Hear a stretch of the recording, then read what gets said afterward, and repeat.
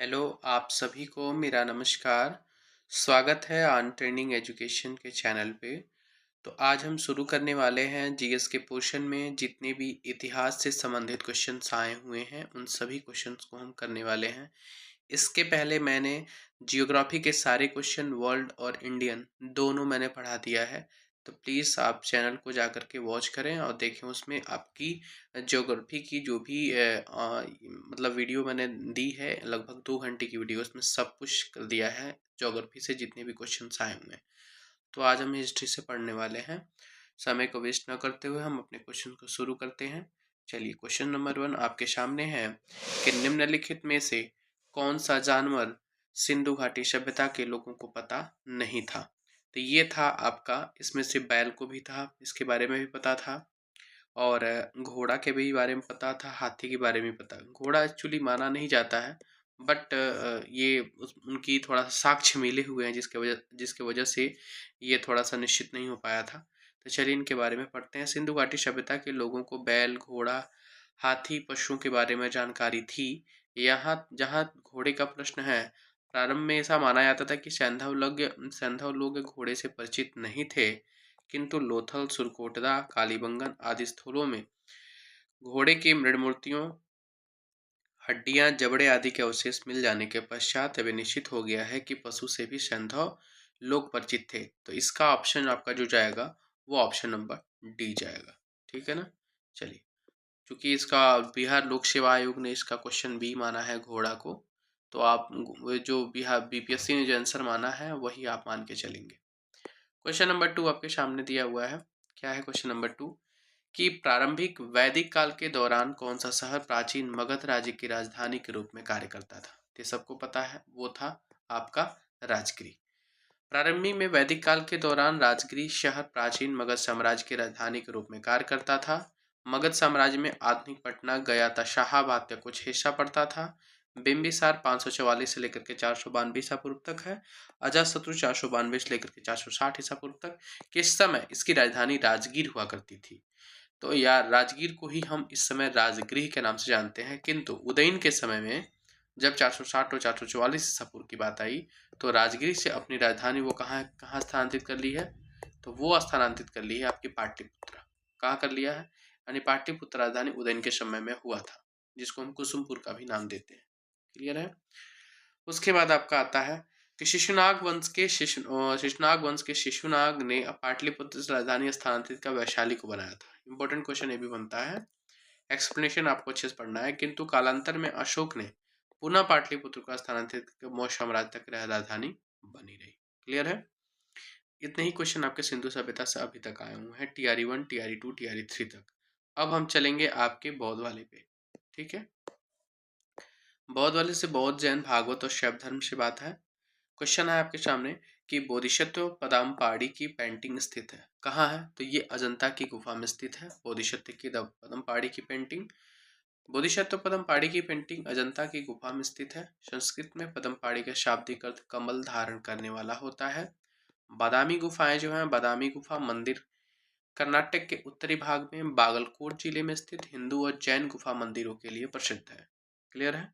एलोरा गुफाएं, एलोरा दुनिया के सबसे बड़े रॉक कट हिंदू मंदिर गुफा परिसरों में से एक है, जिसमें 600 से 1000 कलाकृतियां पाई जाती हैं। अब आ जाएंगे क्वेश्चन नंबर 4 पे। क्वेश्चन नंबर 4 क्या कह रहा है कि भारतीय कला में स्तूप और चैत्य और विहार का निर्माण निम्नलिखित में किससे संबंधित है। तो आपको पता है कि सब कुछ ये आपके बौद्ध धर्म से संबंधित है। भारतीय कला में स्तूप, चैत्य, विहार का निर्माण बौद्ध धर्म से संबंधित है। बौद्ध धर्म की धार्मिक वास्तुकला भारतीय उपमहाद्वीप में विकसित हुई। चैत्य बौद्ध पूजा स्थल है, जबकि विहार बौद्ध भिक्षुओं का निवास स्थल है। चैत्य क्या है, पूजा स्थल है, और विहार बौद्ध भिक्षुओं का निवास स्थल है। स्तूपों के निर्माण का उद्देश्य गौतम बुद्ध के पवित्र अवशेषों की पूजा और सुरक्षा थी। क्लियर है। क्वेश्चन नंबर 5 में आते हैं। 16 महाजनपद के बारे में बात की गई है। मगध एवं अंग जनपद निम्नलिखित में से किसके हिस्से आते हैं। तो ये है आपका मध्य गंगा का जो मैदान था ना, वो मगध और अंग के मैदान के हिस्से में आता था। मध्य गंगा का मैदान पूर्वी उत्तर प्रदेश और संपूर्ण बिहार तक विस्तृत है। अंग महाजनपद का क्षेत्र वर्तमान भागलपुर तक मुंगेर जिले में स्थित था। मगध महाजनपद वर्तमान पटना, गया तथा शाहाबाद में स्थित था, जो मध्य गंगा के मैदान में स्थित है। मगध कहाँ से कहाँ तक? वर्तमान पटना, गया और शाहाबाद स्थित था, जो मध्य गंगा का मैदान में स्थित है। अब आ जाएंगे मौर्य और मौर्योत्तर काल से संबंधित क्या है प्रश्न। ये है आपका कौटिल्य किस स्थान में राजनीतिक विज्ञान और अर्थशास्त्र के प्रधान अध्यापक थे। बहुत इंपॉर्टेंट क्वेश्चन है।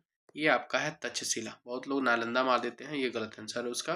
इसका जो ऑप्शन है वो तक्षशिला है। कौटिल्य कहाँ के प्राध्यापक थे? वो थे तक्षशिला के कौटिल्य, जिन्हें चाणक्य के नाम से जाना जाता है। एक प्रसिद्ध भारतीय अर्थशास्त्री, दार्शनिक और राजनीतिक सलाहकार भी थे।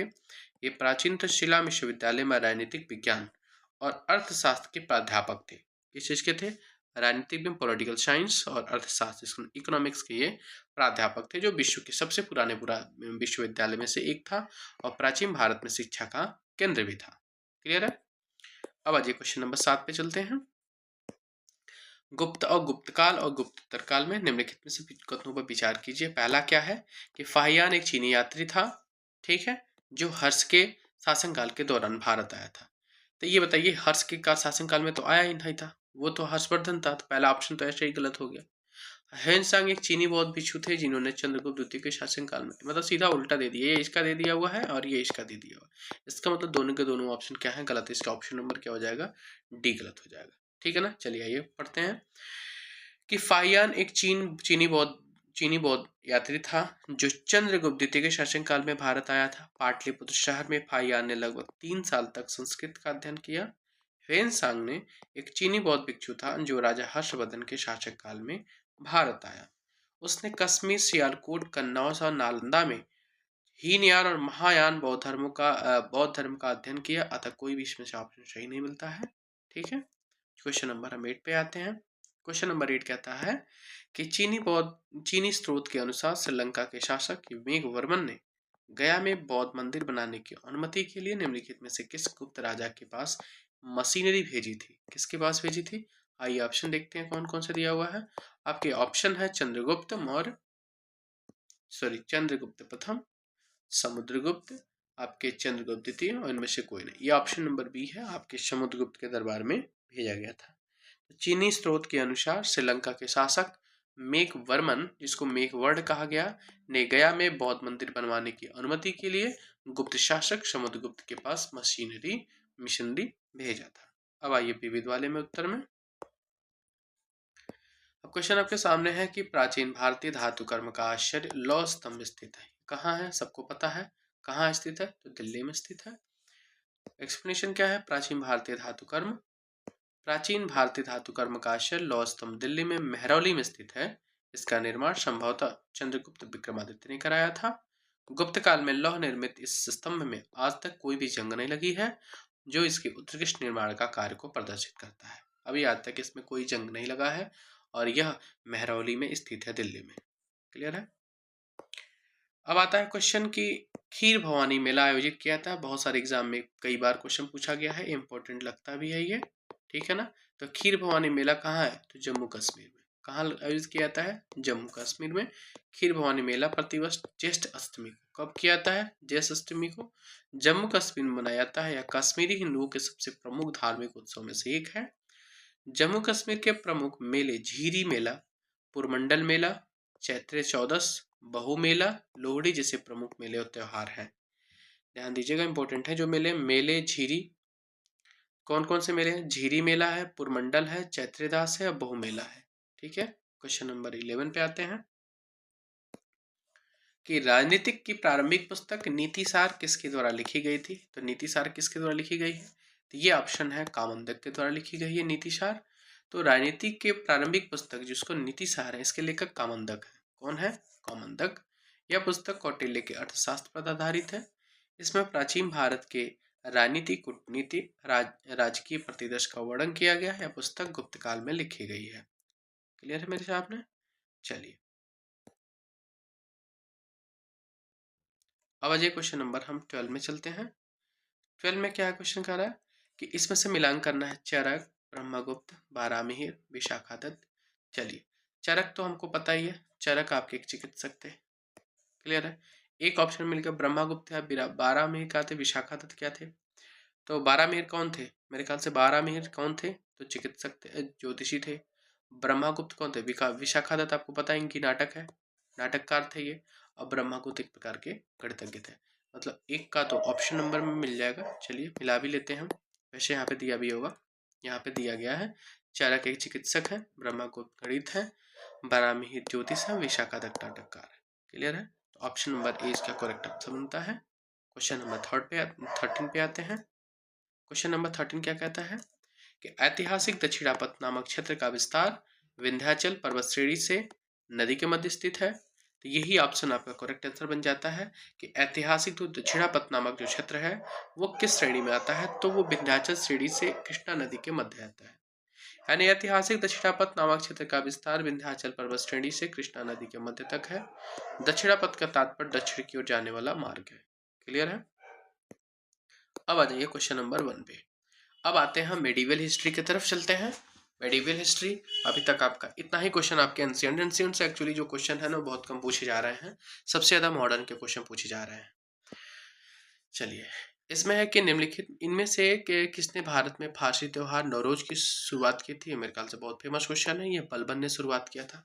बलबन ऐसा पहला सुल्तान था जिसने भारत में फारसी त्योहार नवरोज की शुरुआत की। कौन सा त्योहार था ये? फारसी त्योहार था। और बलबन फारसी संस्कृति और परंपराओं के प्रति अपने प्रेम के लिए जाना जाता था। उसने अपने दरबार में गैर इस्लामी तथा सिजदा और पाबोस को शुरू किया था। ठीक है ना? तुगलक वंश पे आते हैं। तुगलक वंश से कौन सा क्वेश्चन पूछा गया था? यह है मोहम्मद बिन तुगलक के शासनकाल में भारत आए प्रसिद्ध मुस्लिम खोजकर्ता इब्न बतूता किस देश के थे? यह है क्वेश्चन नंबर बी, मोरक्को के थे। कहाँ के थे ये? मोरक्को के थे। इसके जो एक्सप्लेनेशन पढ़ते हैं, सल्तनत कालीन तुगलक वंशी शासक मोहम्मद बिन तुगलक के शासनकाल में आए प्रसिद्ध खोजकर्ता और यात्री इब्न बतूता अफ्रीका के मोरक्को का निवासी था। वह मध्य एशिया के मार्ग से होते हुए भारत के सिंध प्रांत में वर्ष 1333 में पहुंचा। मोहम्मद बिन तुगलक 1325 से 1351 में इब्न बतूता को दिल्ली का काजी जज नियुक्त किया गया था। क्लियर है? चलिए क्वेश्चन नंबर 3 पे आते हैं।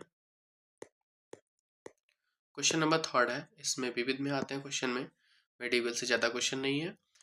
मैथिली भाषा का विकास निम्नलिखित में से किसके शासनकाल के दौरान हुआ था? चलिए, तो ये है आपका कर्नाट वंश के शासनकाल में। मैथिली भाषा का विकास किसके शासनकाल में हुआ है? कर्नाट वंश। इंपॉर्टेंट क्वेश्चन है, बीपीएससी 69 में पूछा गया है। डॉक्टर रामप्रकाश शर्मा ने मैथिली के विकास की सबसे अच्छी अवधि 1206 से लेकर के 1526 माना है। ठीक है ना?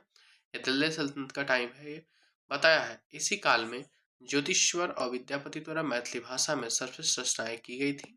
इस दौरान मिथिला क्षेत्र में कर्नाट वंश या शिमराव वंश 1097 से लेकर के 1325 तक इनका टाइम पीरियड रहा है, शिमराव वंश का, जिसको हम कर्नाट वंश भी बोलते हैं। इंपॉर्टेंट है ये, कर्नाट वंश को शिमराव वंश भी बोलते हैं, इनका शासन था।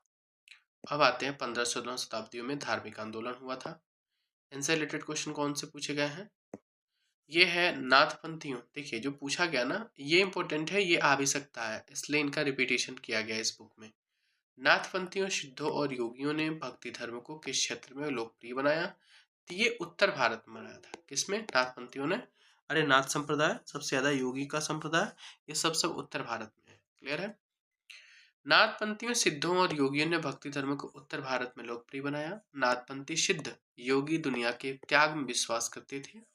उन्होंने पारंपरिक धर्म, सामाजिक व्यवस्था के अनुष्ठान और अन्य पहलुओं की आलोचना भी की है। उनके अनुसार निराकार परमात्मा का ध्यान तथा उनके साथ एक हो जाने का एक एहसास मुक्ति का मार्ग है। क्लियर है? अब आते हैं मुगल साम्राज्य का प्रशासन और वित्त व्यवस्था, संस्कृति, कला के संबंधी प्रश्न पूछे गए हैं। क्वेश्चन है कि फुतुहात ए आलमगीरी किसके द्वारा लिखी गई थी? सबको पता होगा, ईश्वर नागर के द्वारा लिखी गई है फुतुहात ए आलमगीरी। ठीक है ना? ये लिखी गई है 1698 तक। अंग्रेज के शासनकाल की कुछ महत्वपूर्ण घटनाएं भी इसमें शामिल की गई हैं। ठीक है ना? फुतुहात ए आलमगीरी में। क्वेश्चन नंबर 6 में आता है इसमें कि निम्नलिखित में से किस बंदरगाह को मुगल काल के दौरान बाबुल मक्का यानी मक्का का द्वार कहा जाता था? ये था सूरत। क्या था? सूरत को कहा जाता है। बहुत ही फेमस क्वेश्चन है ये, ध्यान रखें आप लोग। चलिए, सूरत बंदरगाह को मुगल काल के दौरान बाबुल मक्का यानी मक्का का द्वार कहा जाता था, क्योंकि मक्का की तीर्थ यात्रा सूरत से शुरू होती थी। सूरत गुजरात के एक प्रमुख शहर है। यह अपने वस्त्रों के लिए जाना जाता है।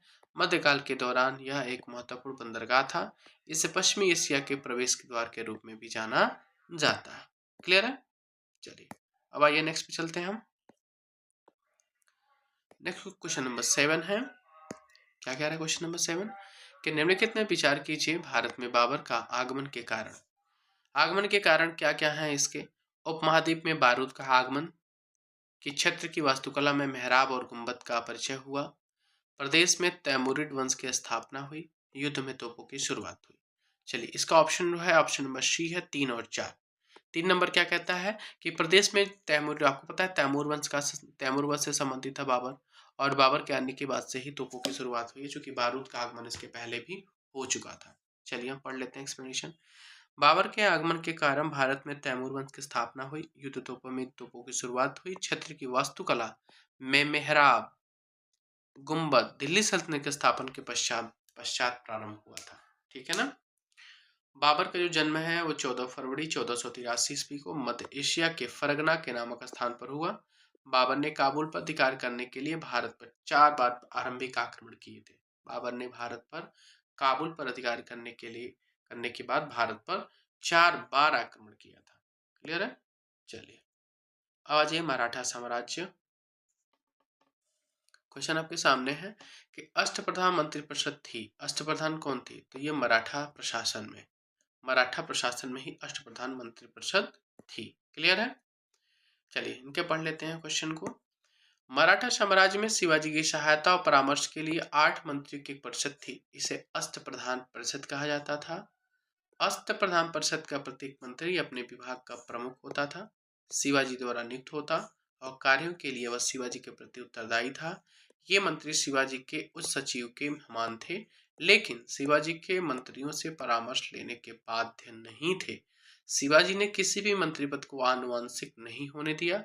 इनके अष्टप्रधान जो थे इनके बारे में पढ़ लेते हैं। पेशवा था जिसको मुख्य प्रधान बोलते हैं, वो राजा का प्रधानमंत्री होता था। अमात्य जिसको हम पंत या मजुमदार बोलते हैं वो वित्त मंत्री या राजस्व मंत्री बोलते हैं। अमात्य को कई बार क्वेश्चन पूछा जा चुका है। अमात्य कौन थे? वाकिया नवीस जिसको मंत्री थे ये वर्तमान गृह मंत्री होता था। सुमंत जो होते थे वो दरबार में विदेश मंत्री होते थे। क्लियर है? उसके बाद आइए क्या है, उसके बाद है आपका सचिव जिसको सुरुनवीस या चिटनीस बोलते हैं। ये राजकीय पत्र व्यवहार करते थे, राज्य से राज्य ले आकर के पत्रों को बांटते थे और उनके बारे में बताते थे। सेनापति सरे नौबत थे। न्यायाधीश मुख्य न्यायाधीश पंडित राव धार्मिक कार्यों के लिए होते थे। अब हम शुरुआत करने हैं आधुनिक भारत का इतिहास, जो हमारे क्वेश्चन सबसे ज्यादा पूछे गए हैं। क्लियर है? चलिए ये आपके क्वेश्चन है, आपके मेडिवल हिस्ट्री शुरू करते हैं। इसमें पहला क्वेश्चन आपके सामने है कि बक्सर की लड़ाई के बाद किस संधि पर हस्ताक्षर हुए थे? तो बक्सर की लड़ाई के बाद मेरे ख्याल से इलाहाबाद की जो संधि हुई थी ना उसी पर हस्ताक्षर हुए हैं। Option number A. इसके एक्सप्लेनेशन के बारे में पढ़ते हैं हम।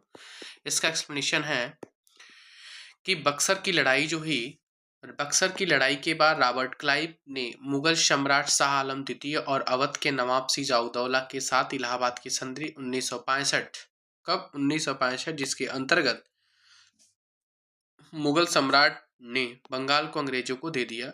क्लाइव को बंगाल का पहला गवर्नर बनाया गया। मुगल सम्राट ने 26 लाख रुपए वार्षिक भुगतान के बदले ईस्ट इंडिया कंपनी को बंगाल, बिहार और उड़ीसा की दीवानी दे दी। क्लियर है? क्वेश्चन नंबर 2 आपके सामने है। क्वेश्चन नंबर 2 है कि डच ईस्ट इंडिया कंपनी ने किस वर्ष पटना में अपना कारखाना खोला था? तो वो खोला था 1632 में। नंबर अब रिपीटेड क्वेश्चन है, कई बार आ चुका है। डच ईस्ट इंडिया कंपनी ने वर्ष 1632 में पटना में अपना कारखाना स्थापित किया, जो अब पटना कलेक्ट्रेट के रूप में भी जाना जाता है। पुर्तगाली बिहार में प्रवेश करने वाले पहले यूरोपीय थे। पुर्तगाली मुख्य रूप से मसालों और कपड़ों का व्यापार करते थे। ठीक है? अब आइए ब्रिटिश शासन का भारतीय अर्थव्यवस्था पर प्रभाव। क्वेश्चन आपके सामने है कि इनमें से कौन सा इंग्लैंड में भारत के अनाधिकारिक दूत बने? तो आपको सबको पता है अनाधिकारिक रूप से आपके दादा भाई नौरोजी ही बने थे। ठीक है? इंग्लैंड में भारत का अनाधिकारिक दूत राजा भाई नौरोजी माने जाते हैं। 1866 में ईस्ट इंडिया कंपनी एसोसिएशन की स्थापना कर दादा भाई नौरोजी ने ब्रिटिश जनता और संसद को भारतीय विषयों से अवगत कराया तथा भारतीयों के पक्ष में इंग्लैंड में जन समर्थन तैयार किया, इसलिए वे भारत के दूत कहे जाते हैं। इन्हें सम्मानपूर्वक भारत का वयोवृद्ध यानी पुरुष यानी grand grand old man of India भी कहा जाता है। क्वेश्चन नंबर 4 आपके सामने है। 1859 के भारतीय उत्प्रवास अधिनियम ने निर्धारित किया था, क्या निर्धारित किया था, कि बागान श्रमिकों को बिना अनुमति के चाय बागान छोड़ने की अनुमति नहीं थी। बागान श्रमिकों को बिना अनुमति के जंगल छोड़ने की अनुमति नहीं थी। बागान श्रमिकों को शादी करने की अनुमति नहीं थी। पहली बात ये क्वेश्चन काट दीजिए। क्वेश्चन नंबर ए और क्वेश्चन नंबर में डाउट है कौन से इसमें सही होना चाहिए। मेरे ख्याल से बागान श्रमिकों को बिना अनुमति के चाय बागान छोड़ने की अनुमति नहीं थी, ये तो होना ही चाहिए। अब बागान श्रमिकों को बिना अनुमति के जंगल छोड़ने की अनुमति नहीं थी, इसमें क्वेश्चन में डाउट है। क्वेश्चन नंबर ए सही हो सकता है, देखते हैं कौन सा सही है इसमें। क्वेश्चन नंबर ए ही इसमें सही है, ऑप्शन नंबर ए ही सही है। ठीक है, तो ब्रिटिश औपनिवेशिक सरकार ने 19वीं शताब्दी के दौरान भारत में श्रमिकों के आंदोलन को नियंत्रित करने के लिए वर्ष 1859 का अंतर्देशीय अधिनियम पारित किया। इसके तहत चाय बागानों के श्रमिकों को अपने अधिकारियों की अनुमति के बिना बागान छोड़ने पर रोक लगा दी गई, जबकि श्रमिकों को जंगल छोड़ने एवं शादी करने के संदर्भ में कोई भी प्रावधान इस अधिनियम में नहीं था। क्वेश्चन नंबर 5 में आते हैं। आसान सा क्वेश्चन है, इसमें पढ़ने की कोई वो नहीं है कि किनको grand old man of India कहा जाता। अभी आपने पढ़ा था दादा भाई नौरोजी को grand old man of India कहा जाता है। ठीक है ना,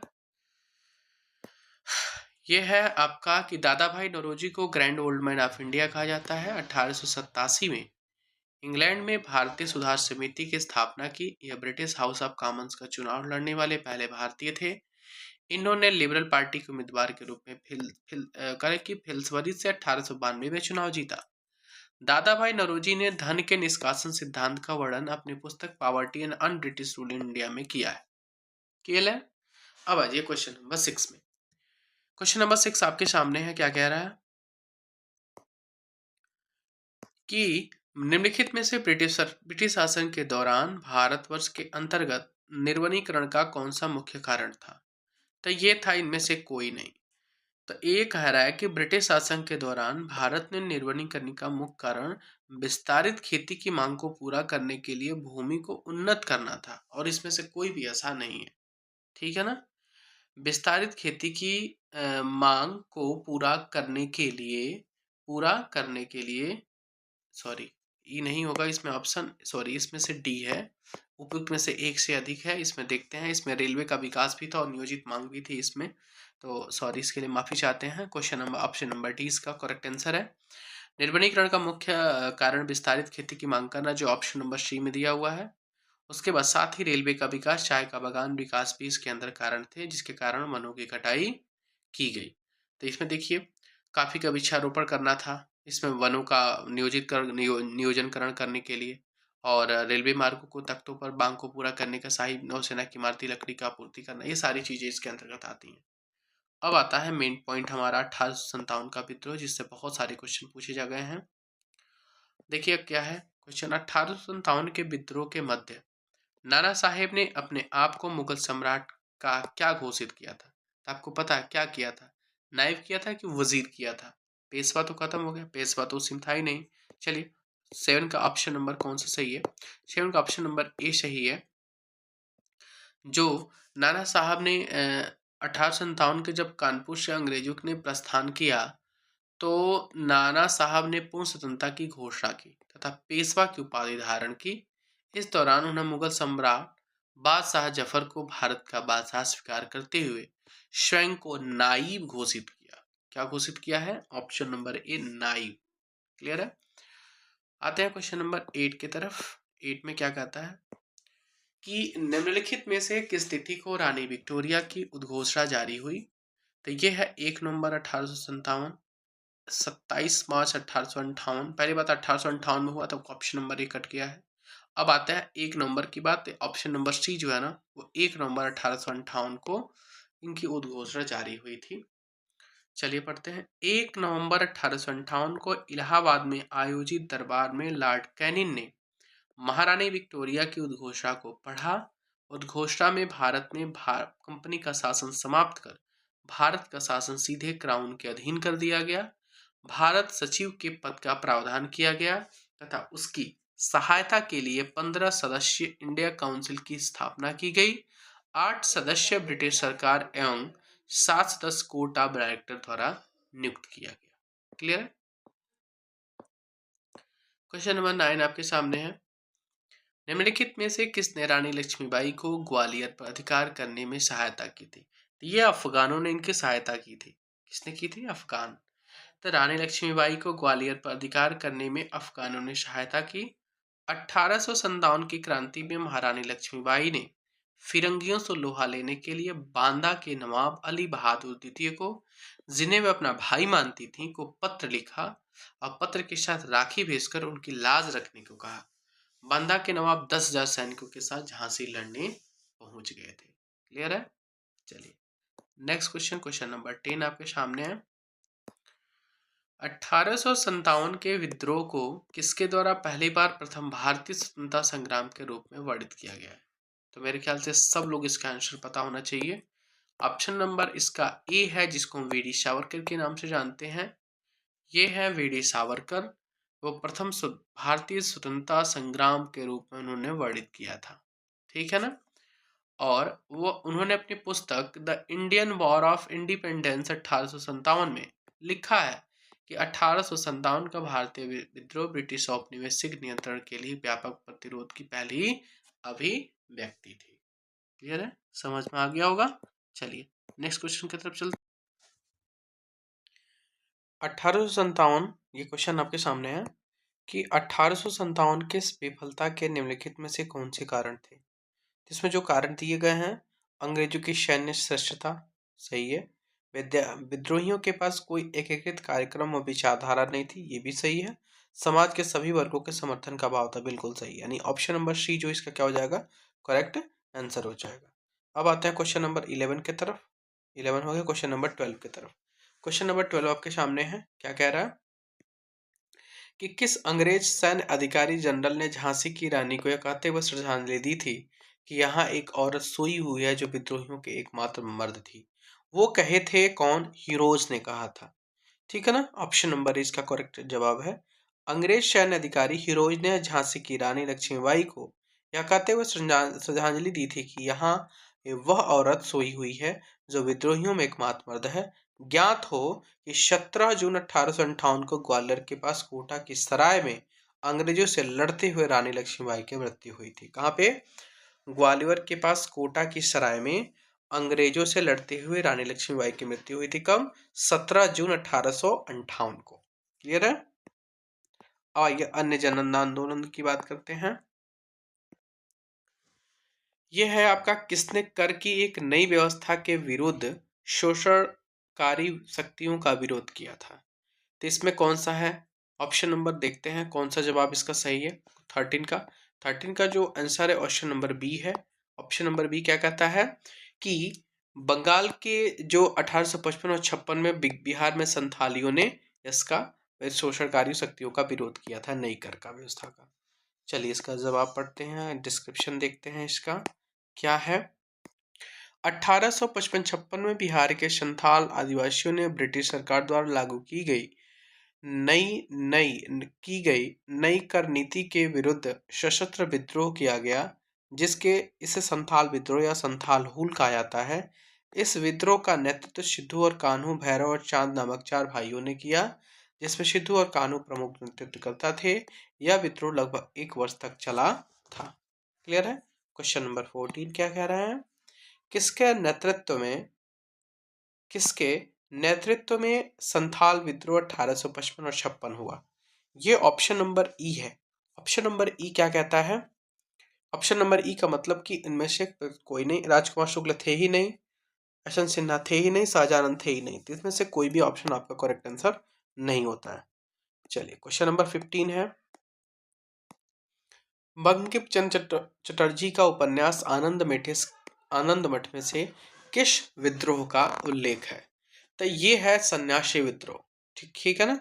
तो आपका जो बंकिम चंद्र चटर्जी का उपन्यास था आनंद मठ, उनमें से सन्यासी विद्रोह का उल्लेख किया गया है।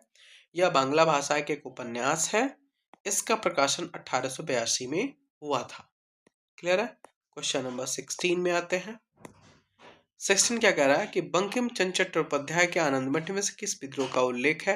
अभी आपने पढ़ा था सन्यासी विद्रोह। क्वेश्चन नंबर 18 की तरफ बढ़ते हैं। क्वेश्चन नंबर 18 कहता है कि बंकिम चंद्र चटर्जी के उपन्यास आनंद मठ का प्रकाशन अभी आपने पढ़ा था 1882 में हुआ था। क्लियर है। क्वेश्चन नंबर 18 की तरफ आते हैं। क्वेश्चन नंबर 18 आपके सामने है कि निम्नलिखित में से कौन सी घटना का सबसे पहले हुई थी? चलिए, इसमें सबसे पहले संथाल हुआ था। संथाल हुआ था 1855 से 56 के बीच में। क्लियर है ना? अभी आपने पढ़ा था। और उसके बाद एक बिरसा मुंडा का विद्रोह जो हुआ था वो 1895 मतलब 1899 इसका एक्चुअली माना जाता है। 1899 से लेकर 1900 के बीच में हुआ था। ताना भगत का आंदोलन 1914 से 1920 के बीच में हुआ था। ठीक है ना? और इनमें से उपयुक्त में से एक से अधिक, तो इसका ऑप्शन नंबर ए सबसे पहले हुआ था संथाल विद्रोह। ठीक है ना? चलिए पढ़ लीजिए इसमें। उपयुक्त विकल्पों में से पहले घटना घटने वाली संथाल विद्रोह 30 जून 1855। संथाल विद्रोह के नेता सिद्धू और कान्हू। बिरसा मुंडा का विद्रोह 1895 से 1900 में हुआ। यह विद्रोह झारखंड के छोटा नागपुर के क्षेत्र में हुआ था। इसे मुंडा उलगुलान भी कहा जाता है। ताना भगत आंदोलन 1914 ईस्वी से झारखंड के छोटा नागपुर में हुआ था। इनके उसके नेता जतरा उरांव थे। जतरा उरांव थे। क्लियर है? अब आइए नेक्स्ट में।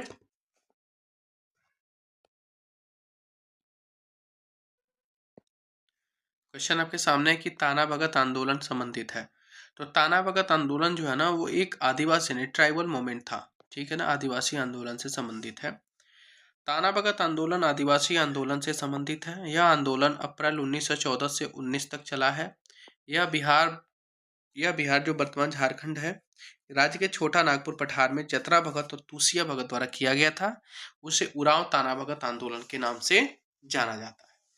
क्वेश्चन नंबर 20 की तरफ बढ़ते हैं हम। क्वेश्चन नंबर 20 आपके सामने है कि निम्नलिखित में से कौन सा विद्रोह आंदोलन लंबी दाढ़ी रखने पर कर लगाने के कारण हुआ? बताओ कैसे कैसे आंदोलन हुए हैं इसमें। वो था वहाबी आंदोलन। कौन था? वहाबी आंदोलन। वहाबी आंदोलन लंबी दाढ़ी रखने पर कर लगाए जाने के कारण हुआ। यह आंदोलन 1831 में हुआ था। इससे संबंधित नेता जो थे वो कौन थे? सैयद अहमद थे। ये पूछता है क्वेश्चन, कई बार पूछा गया है। सैयद अहमद थे। भारत में शिक्षा का विकास। 1817 में कलकत्ता में हिंदू कॉलेज की स्थापना किसने की थी? किसने की थी? जोनाथन डंकन ने। चलिए ऑप्शन नंबर आइए कौन सा देखते हैं कि सही है। 21 का जो है वो 21 नंबर है, डेविड हेयर ने किया था राजा राममोहन राय के साथ। ठीक है ना? 1817 में कलकत्ता में हिंदू कॉलेज की स्थापना राजा राम मोहन राय और डेविड हेयर ने किया था। ठीक है ना? हिंदू कॉलेज वर्तमान में प्रेसिडेंसी विश्वविद्यालय के रूप में जाना जाता है। ये बहुत ही कंफ्यूजन क्वेश्चन होता है। एक्चुअली जो इसका ऑप्शन दिया हुआ है ना 21 नंबर का 21 नंबर का ऑप्शन देख लीजिए। ये काफ़ी मतलब पास में पड़ जाता है, जो मतलब गलती होने के चांसेस ज़्यादा रहते हैं। तो इसके जो ऑप्शन होगा ना, करेक्ट ऑप्शन बी होगा, डेविड हेयर ने था। ठीक है ना? चलिए आइए क्वेश्चन नंबर 22 की तरफ चलते हैं। क्वेश्चन नंबर 22 क्या कहता है कि 1863 में इंडियन सिविल सर्विस पास करने वाले प्रथम भारतीय कौन थे? ये तो बहुत ही फेमस क्वेश्चन है। सत्येंद्र नाथ ठाकुर थे। कौन? सत्येंद्र नाथ ठाकुर थे। 1863 में इंडियन सिविल सर्विस पास करने वाले प्रथम भारतीय सत्येंद्र नाथ ठाकुर थे। सत्येंद्र नाथ ने 1865 में अहमदाबाद के सहायक मजिस्ट्रेट और कलेक्टर के पद का काम शुरू किया और वे लगभग 30 सालों तक इस काम में रहे, सेवा दिया अपना। क्वेश्चन नंबर 23 की तरफ बढ़ते हैं। वुड के 1854 के प्रेषण के संबंध में निम्नलिखित में से कथनों पर विचार कीजिए। ये है क्वेश्चन नंबर 1 और 2, दोनों इसके ऑप्शन सही हैं। क्या है? ऑप्शन नंबर ए कि इसने उच्च अध्ययन के लिए शिक्षा के माध्यम के रूप में अंग्रेजी की सिफारिश की थी। वो डिस्पैच ये किया था। ठीक है ना? इसने महिला शिक्षा और व्यावसायिक शिक्षा पर भी जोर दिया था। ये भी आपके ऑप्शन सही है। तो दोनों ऑप्शन क्या है इसके? सही है। इनके डिस्क्रिप्शन क्या है पढ़ लेते हैं। वुड के 1854 के प्रेषण के संबंध में सिफारिशें निम्न थी। क्या है सिफारिशें? इसने उच्च अध्ययन के लिए शिक्षा के माध्यम के रूप में अंग्रेजी की सिफारिश की तथा विद्यालय स्तर पर शिक्षा का माध्यम देशी भाषाओं को बनाने का सुझाव दिया। प्रत्येक प्रांत में एक लोक शिक्षा विभाग की स्थापना की। इसने महिला शिक्षा और व्यावसायिक शिक्षा की आवश्यकता पर भी बल दिया तथा तकनीकी विद्यालयों एवं अध्यापक प्रशिक्षण संस्थाओं की स्थापना की सिफारिशें भी किया। चलिए आते हैं क्वेश्चन नंबर 24 की तरफ। इनमें से कौन वंदे भारत समाचार पत्र के संपादक थे? कौन थे? तो ये अरविंद घोष थे। वंदे मातरम समाचार पत्र का संपादन श्री अरविंद घोष ने किया था। 6 अगस्त 1906 को समाचार पत्र का प्रकाशन प्रारंभ हुआ। यह अंग्रेजी भाषा में एक साप्ताहिक समाचार पत्र था। इस समाचार पत्र की स्थापना 1905 में विपिन चंद्र पाल ने किया था। ठीक है ना, स्थापना विपिन चंद्र पाल ने किया था। इसे द न्यूज़पेपर एक्ट 1908 के तहत बंद कर दिया गया था। क्लियर है? चलिए क्वेश्चन नंबर आइए 25 की तरफ चलते हैं। 25 आपके सामने है। भारत के स्वतंत्रता आंदोलन के दौरान गहन राष्ट्रवादी विचारों को किस समाचार पत्र के द्वारा प्रचारित किया गया था? ठीक है ना, तो वो कौन था? वो अमृत बाजार पत्रिका थी। भारत के स्वतंत्रता आंदोलन के दौरान गहन राष्ट्रवादी विचारों का प्रसार अमृत बाजार पत्रिका के माध्यम से किया जाता था। इसकी स्थापना शिशिर कुमार घोष तथा मोतीलाल घोष के द्वारा की गई थी। यह एक बांग्ला साप्ताहिक पत्रिका थी। 1878 के वर्नाकुलर प्रेस एक्ट के मुख्य लक्ष्य अमृत बाजार पत्रिका ही थी। क्लियर है? चलिए नेक्स्ट ऑप्शन में आते हैं। क्वेश्चन नंबर 26 की तरफ आते हैं। द व्हील्स ऑफ हिस्ट्री इतिहास के पहिए के नामक पुस्तक की रचना किसके द्वारा की गई है? तो चलिए देख लेते हैं। ये है राम मनोहर लोहिया के द्वारा किया गया है द व्हील्स ऑफ हिस्ट्री। और भी पुस्तक कौन कौन से हैं इनके जो ऑप्शन दिए हैं, द व्हील्स ऑफ हिस्ट्री राजा राम मनोहर लोहिया, गीता रहस्य, लोकमान्य बाल गंगाधर तिलक, प्रिजन डायरी 1975, जयप्रकाश नारायण। ठीक है, 27 की तरफ आते हैं। अबुल कलाम आजाद के द्वारा किस पत्रिका को संपादित किया था? ये तो फेमस क्वेश्चन है। ये कौन है? अल हिलाल। कौन है ये? अल हिलाल अबुल कलाम आजाद। कामरेड हैं अली जौहर जी। जमींदार मौलाना जफर अली खान। बंगाल गजट गंगाधर भट्टाचार्य के द्वारा किया गया। 28 की तरफ आते हैं। 28 क्या है? 28 से आपका राष्ट्रवादियों के दैनिक समाचार पत्र द इंडियन नेशन का प्रकाशन कब प्रारंभ हुआ? तो कब प्रारंभ हुआ था? 28 नंबर में आते हैं। 28 नंबर में ऑप्शन नंबर बी इसका जो है करेक्ट आंसर है 31। कह रहा है कि राष्ट्रवादी दैनिक समाचार पत्र द इंडियन नेशन का प्रकाशन वर्ष 1931 में प्रारंभ हुआ। इसका प्रकाशन पटना से किया जाता था। क्लियर है? 29 नंबर में आती है। 29 नंबर में क्या कहता है? बंगाल व बिहार के नील कृषकों की दशा का वर्णन करते हुए नील दर्पण नाटक किसके द्वारा लिखा गया था? तो ये लिखा गया था दीनबंधु मित्र के द्वारा। ऑप्शन नंबर सी इसका करेक्ट आंसर है। नील दर्पण दीनबंधु की मित्र की रचना है। प्रख्यात बांग्ला नाटक दीनबंधु मित्र द्वारा रचित नील दर्पण वर्ष 1860 में प्रकाशित हुई थी। इसमें नील आंदोलन का विस्तृत वर्णन मिलता है। क्लियर है? चलिए ऑप्शन नंबर 30 की तरफ आते हैं। ऑप्शन नंबर 30 कहता है इंडिया डिवाइडेड पुस्तक किसने लिखी थी? यह सबको पता होगा। India divided doctor Rajendra Prasad ji ने लिखा है। इंडिया डिवाइडेड भारत के प्रथम राष्ट्रपति डॉक्टर राजेंद्र प्रसाद के द्वारा लिखी गई, जबकि द डिस्कवरी ऑफ इंडिया पुस्तक पीटी नेहरू के द्वारा लिखी गई थी। क्लियर है? चलिए नेक्स्ट ऑप्शन में आते हैं। क्वेश्चन नंबर 31 आपके सामने है कि इंडिया पत्रिका का संपादन किसने किया? तो इंडिया पत्रिका का संपादन किसने किया था? वे हैं महात्मा गांधी। तो यंग इंडिया पत्रिका का संपादन महात्मा गांधी ने किया था। साप्ताहिक पत्रिका यंग इंडिया का प्रयोग महात्मा गांधी द्वारा अपनी विचारधारा सत्याग्रह और अहिंसा के प्रचार के लिए किया गया था। क्वेश्चन नंबर 32 की तरफ हम बढ़ते हैं। क्वेश्चन नंबर 32 के सामने है हुंकार हिंदी साप्ताहिक पत्रिका के प्रकाशन से कौन संबंधित है? तो वे थे राहुल सांकृत्यान। ठीक है ना। 1940 में हुंकार नामक साप्ताहिक पत्रिका के प्रकाशन से यमुनाकार जी, राहुल सांकृत्यान, स्वामी सहजानंद सरस्वती संबंधित। ये 3 लोग संबंधित थे इससे। राहुल सांकृत्यान इसके संपादक थे और स्वामी सहजानंद सरस्वती इस पत्रिका के प्रमुख और प्रकाशक थे। क्लियर हो गया? चलिए क्वेश्चन नंबर 33 की तरफ बढ़ते हैं। क्वेश्चन नंबर 33 है कि Pakistan or the partition of India किसने लिखा? तो ये लिखे हैं doctor Bhimrao Ambedkar. Very very famous question. Pakistan or the partition of India पुस्तक के लेखक डॉक्टर बी आर अम्बेडकर हैं। बी आर अम्बेडकर द्वारा लिखित पुस्तक 1947 में भारत के विभाजन से पहले की घटनाओं का एक व्यापारिक विश्लेषण प्रस्तुत करती है। क्लियर है? क्वेश्चन नंबर 34 में आते हैं कि वर्नाकुलर प्रेस एक्ट के बारे में निम्नलिखित में से कौन सा कथन सही है? तो इसमें जो ऑप्शन है वो 1, 2, 3 तीनों के तीनों सही हैं। लॉर्ड लीटन के द्वारा अधिनियमित किया गया था। गैंगिंग अधिनियम के रूप में जाना जाता है और इस अधिनियम को लॉर्ड रीपन ने इसको निरस्त कर दिया था। आइए पढ़ते हैं। वर्नाकुलर जो प्रेस एक्ट था 1878 में लॉर्ड लीटन के द्वारा अधिनियमित किया गया। इसे गैंगिंग अधिनियम के रूप में जाना जाता है क्योंकि यह अंग्रेजी और अन्य भाषाओं के अखबारों के बीच भेदभाव करता था।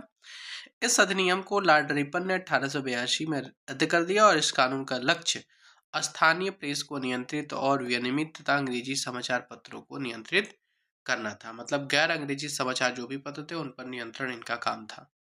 ठीक है ना, इनका लक्ष्य रखा गया। 35 नंबर क्वेश्चन है, biography of Kunwar Singh and Amar Singh के लेखक कौन है? बायोग्राफी इंपॉर्टेंट क्वेश्चन बनता है ये है आपके काली किंकर दत्त हैं। ये इसके लेखक हैं। इसका प्रकाशन 1957 के में KP Jaiswal research institute Patna के द्वारा किया गया था। कुंवर सिंह जगदीशपुर के परमार राजपूतों के परिवार से थे जो वर्तमान में बिहार के भोजपुर जिले का हिस्सा है। वीर कुंवर सिंह उनके भाई अमर सिंह 1857 के विद्रोह का नेतृत्व किया था। क्लियर है?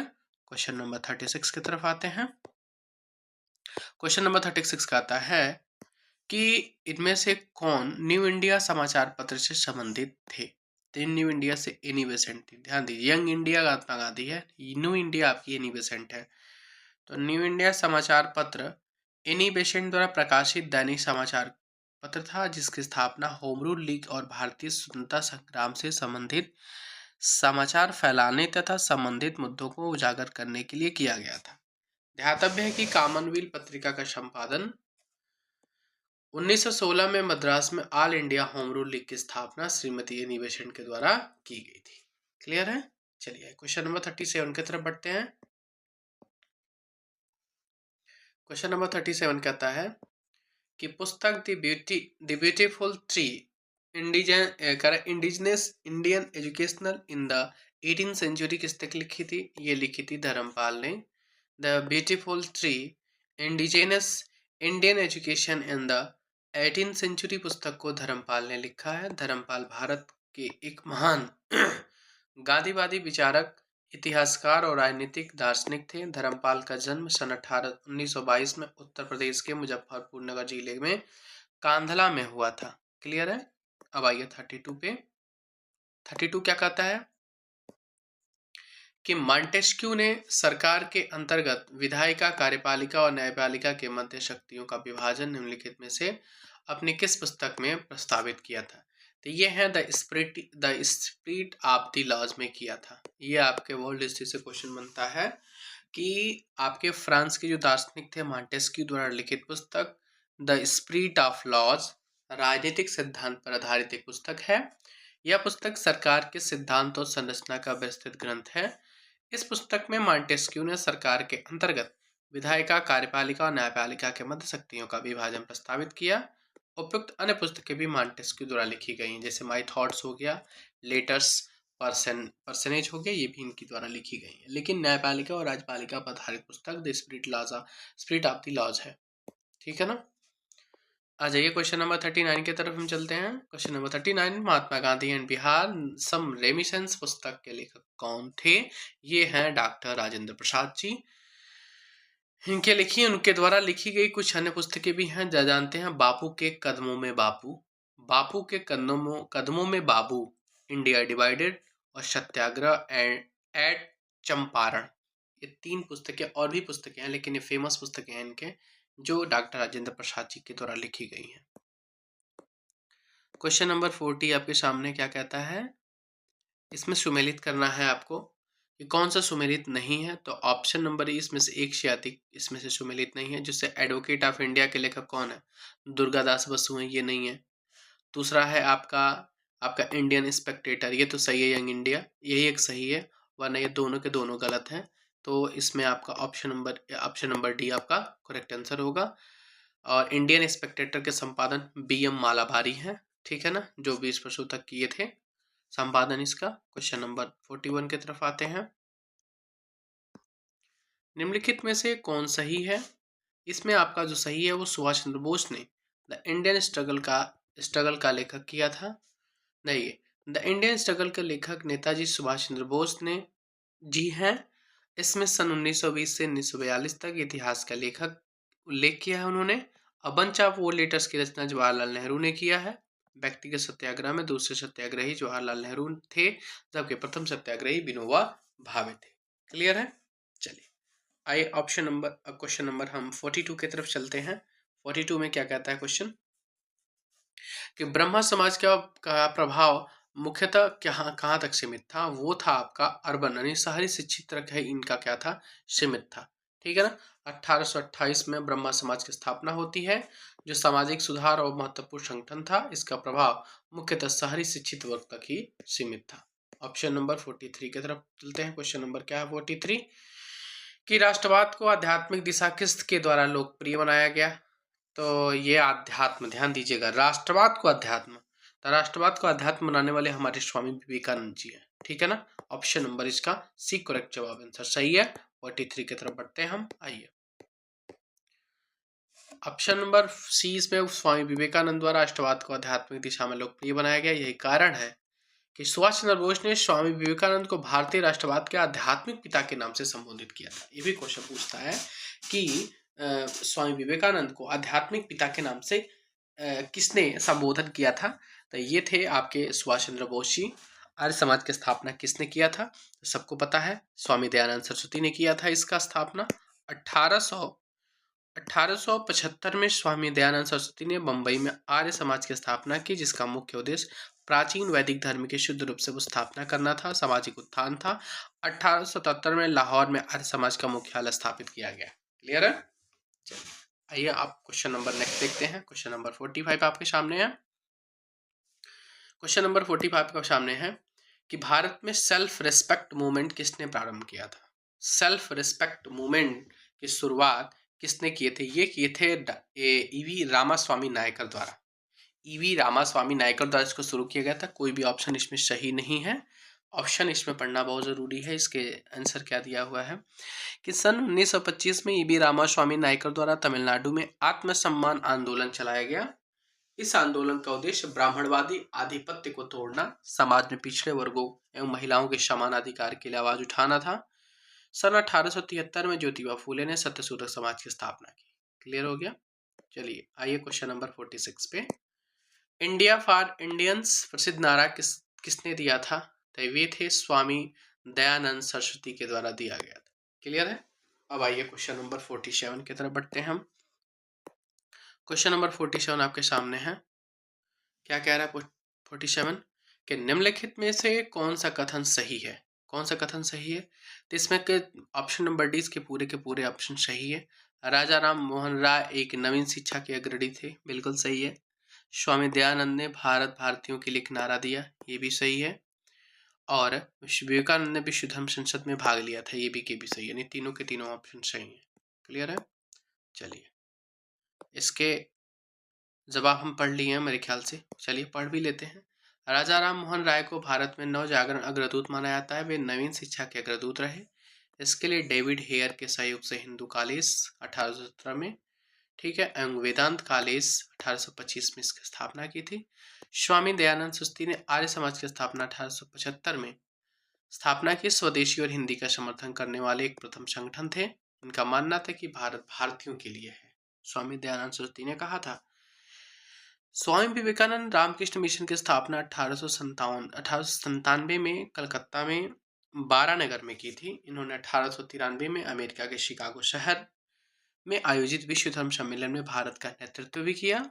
सम्मेलन में उन्होंने भौतिकवाद और अध्यात्मवाद के मध्य संतुलन स्थापित करने पर बल दिया था। क्लियर है? चलिए आज ये क्वेश्चन नंबर 48 की तरफ। पंजाब में कूका आंदोलन का प्रारंभिक उद्देश्य क्या था? इसका प्रारंभिक उद्देश्य यही था कि सिख धर्म को परिष्कृत करना। ठीक है, ऑप्शन नंबर इसका करेक्ट जवाब है। कूका आंदोलन का प्रारंभिक उद्देश्य सिख धर्म को परिष्कृत करना था। कूका पंजाब में एक धार्मिक राजनीतिक आंदोलन था। कूका मुख्य रूप से सिख धर्म का हिस्सा नहीं थे। लोगों को एकजुट करने के लिए सतगुरु राम सिंह जी ने 12 अप्रैल 1872 को कूका आंदोलन का शुरुआत किया था। क्लियर है? चलिए, नव भारत का पैगंबर किसको कहा जाता है? बहुत ही फेमस क्वेश्चन है ये। तो इनको कहा जाता है राजा राम मोहन राय को। राजा राम मोहन राय को नव भारत का पैगंबर कहा जाता है क्योंकि भारतीयों में राजनीतिक चेतना उत्पन्न करने वाले पहले व्यक्ति थे। इन उद्देश्यों की पूर्ति करने के लिए 1828 में इन्होंने ब्रह्मा समाज अनुयायियों द्वारा 1836 में बंग भाषा का प्रकाशक शब्द नामक संस्थाओं की स्थापना की थी, जो धार्मिक, नैतिक, सामाजिक, राजनीतिक प्रश्नों पर वाद विवाद करती थी। क्वेश्चन नंबर 50 की तरफ बढ़ते हैं। क्वेश्चन नंबर 50 आपके सामने है। क्या है क्वेश्चन नंबर 50? क्वेश्चन नंबर दिया है, किस समाज सुधारक को लोकहितवादी के नाम से जानते हैं? तो ये है आपके G.H. देशमुख को लोकहितवादी के नाम से जानते हैं। गोपाल हरि देशमुख का नाम जो G.H. देशमुख दिया गया वहां पर, ये जो थे महाराष्ट्र के एक समाज सुधारक और तर्कवादी थे और ब्रिटिश राज के तहत न्यायाधीश का पद भी संभाला था। कौन? तो गोपाल हरि देशमुख। क्वेश्चन नंबर 51 आपके सामने है। किस वर्ष ऑल इंडिया वुमेन्स कॉन्फ्रेंस की स्थापना की गई थी? वे हैं 1927 में ऑल इंडिया वुमेन्स कॉन्फ्रेंस की स्थापना की गई। ठीक है ना? यह दिल्ली में स्थित एक गैर सरकारी संगठन है, सरकारी संगठन नहीं है, गैर सरकारी संगठन है। इस सम्मेलन की शुरुआत महिलाओं में शिक्षा को बढ़ावा देने के लिए की गई थी। अब आइए किसान विद्रोह और आंदोलन से संबंधित प्रश्न है। क्वेश्चन नंबर 52 आपके सामने है कि 1918 में अहमदाबाद के मिल मालिकों और मजदूरों के मध्य विवाद में किसने हस्तक्षेप किया था? तो वे थे महात्मा गांधी। ठीक है ना? हस्तक्षेप किए थे महात्मा गांधी। क्लियर है? आइए पढ़ते हैं। 1918 में अहमदाबाद के मिल मालिकों और मजदूरों के मध्य विवाद में महात्मा गांधी ने हस्तक्षेप किया तथा मजदूरों के पक्ष में हड़ताल की। यहीं पर गांधी जी ने मजदूरों के पक्ष में पहली बार भूख हड़ताल किया था। क्वेश्चन नंबर 53 पढ़ते पढ़ते हैं। क्या है कि निम्नलिखित में से किस आंदोलन में महात्मा गांधी ने भूख हड़ताल को हथियार के रूप में सर्वप्रथम प्रयोग किया था? अभी आपने ऊपर ही पढ़ा था, अहमदाबाद आंदोलन इसका करेक्ट आंसर है। ठीक है, आज ये 53 के बाद 54। क्लियर है? 54 में क्या कहता है? किसानों के हित में गांधी जी ने 1917 में चंपारण सत्याग्रह किसके सहयोग से किया था? तो ये पता है आपको, राजेंद्र प्रसाद जी के सहयोग से किए थे। मुरली, अब चलिए इसके डिस्क्रिप्शन के बारे में देख लेते हैं। डिस्क्रिप्शन क्या कह रहा है इस क्वेश्चन का जवाब, क्या कि मुरली भरवा ग्राम के निवासी राजकुमार शुक्ल के अनुरोध पर, कहाँ के थे ये? मुरली भरवा ग्राम के निवासी थे राजकुमार शुक्ल के अनुरोध पर किसान आंदोलन की स्थिति पर विचार करने और उनकी समस्याओं के समाधान के लिए गांधी जी चंपारण मोतिहारी जिला आए और किसानों के पक्ष में सत्याग्रह प्रारंभ किया, जिसे चंपारण आंदोलन कहा जाता है। चंपारण जाने के क्रम में मुजफ्फरपुर में गांधी जी से डॉक्टर राजेंद्र प्रसाद की पहली बार मुलाकात हुई है। कहाँ पे? मुजफ्फरपुर में, जहां पर उन्होंने राज्य के कई बड़े वकीलों, सामाजिक कार्यकर्ताओं के सहयोग से आगे की रणनीति तय की। इस आंदोलन में गांधी जी के साथ व्रज किशोर, महादेव देसाई, जेपी कृपलानी, नरहरि पारीख और मजहर उल हक इत्यादि आदि थे। क्लियर है? चलिए, क्वेश्चन नंबर 52 क्या कहता है? चंपारण नील आंदोलन के दौरान महात्मा गांधी के साथ कौन था? तभी आप देख के आए हैं। उपयुक्त प्रश्नों की व्याख्या इसमें क्या है कि उपयुक्त से महादेव देसाई थे ही, नरहरि पारिक थे ही, अब्दुल बारी की आप बात नहीं की गई है इसमें। तो ऑप्शन नंबर ए और बी दोनों सही है, इसलिए ऑप्शन नंबर डी इसका करेक्ट जवाब होगा। चलिए आइए, इसमें क्या क्वेश्चन कह रहा है? गांधी जी को विशेष रूप से चंपारण आने और वहां के कृषकों को दयनीय स्थिति को देखने हेतु किसने आग्रह किया था? तो राजकुमार शुक्ल जी ने किया था। क्लियर है? आइए 57 नंबर क्वेश्चन पे चलते हैं। 57 नंबर क्वेश्चन कह रहा है बारदोली सत्याग्रह का नेता कौन था? तो बारदोली सत्याग्रह का नेता सरदार वल्लभ भाई पटेल थे। चलिए, बारदोली सत्याग्रह सरदार वल्लभ भाई पटेल के नेतृत्व में गुजरात के किसानों ने सरकार द्वारा की गई लगान वृद्धि के विरुद्ध किया गया अहिंसक आंदोलन था। इस आंदोलन के दौरान गांधी जी ने बारदोली की महिलाओं की ओर से वल्लभ भाई पटेल को सरदार की उपाधि दी गई थी। क्लियर है? अब आ जाइए 57 नहीं 58 की तरफ।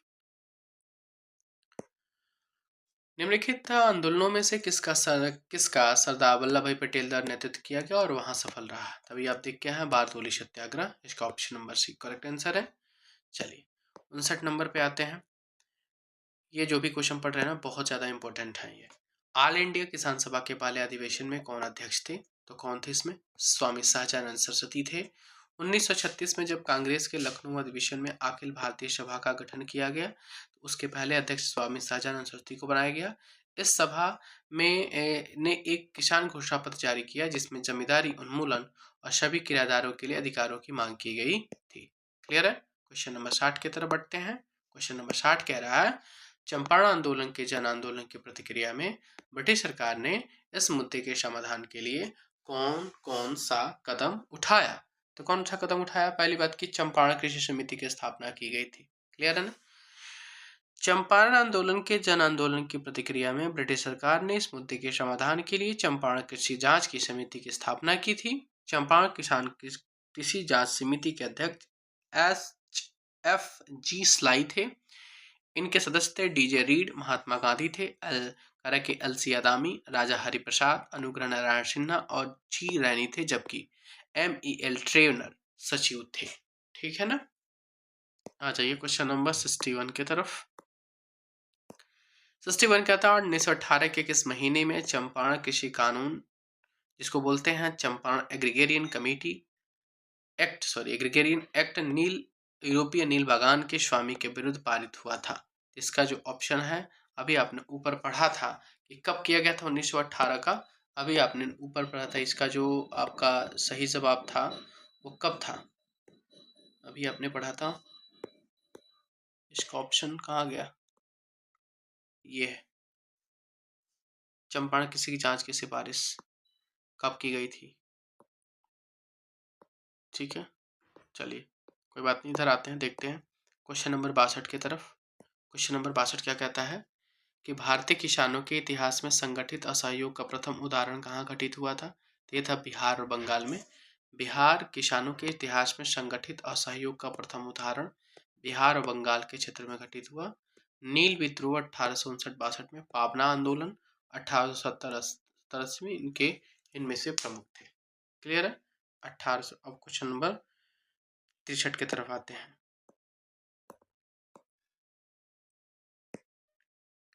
63 नंबर में आपको सही मिलान करना है। सही मिलान करिए, आपके नीचे आपका दिया हुआ होगा।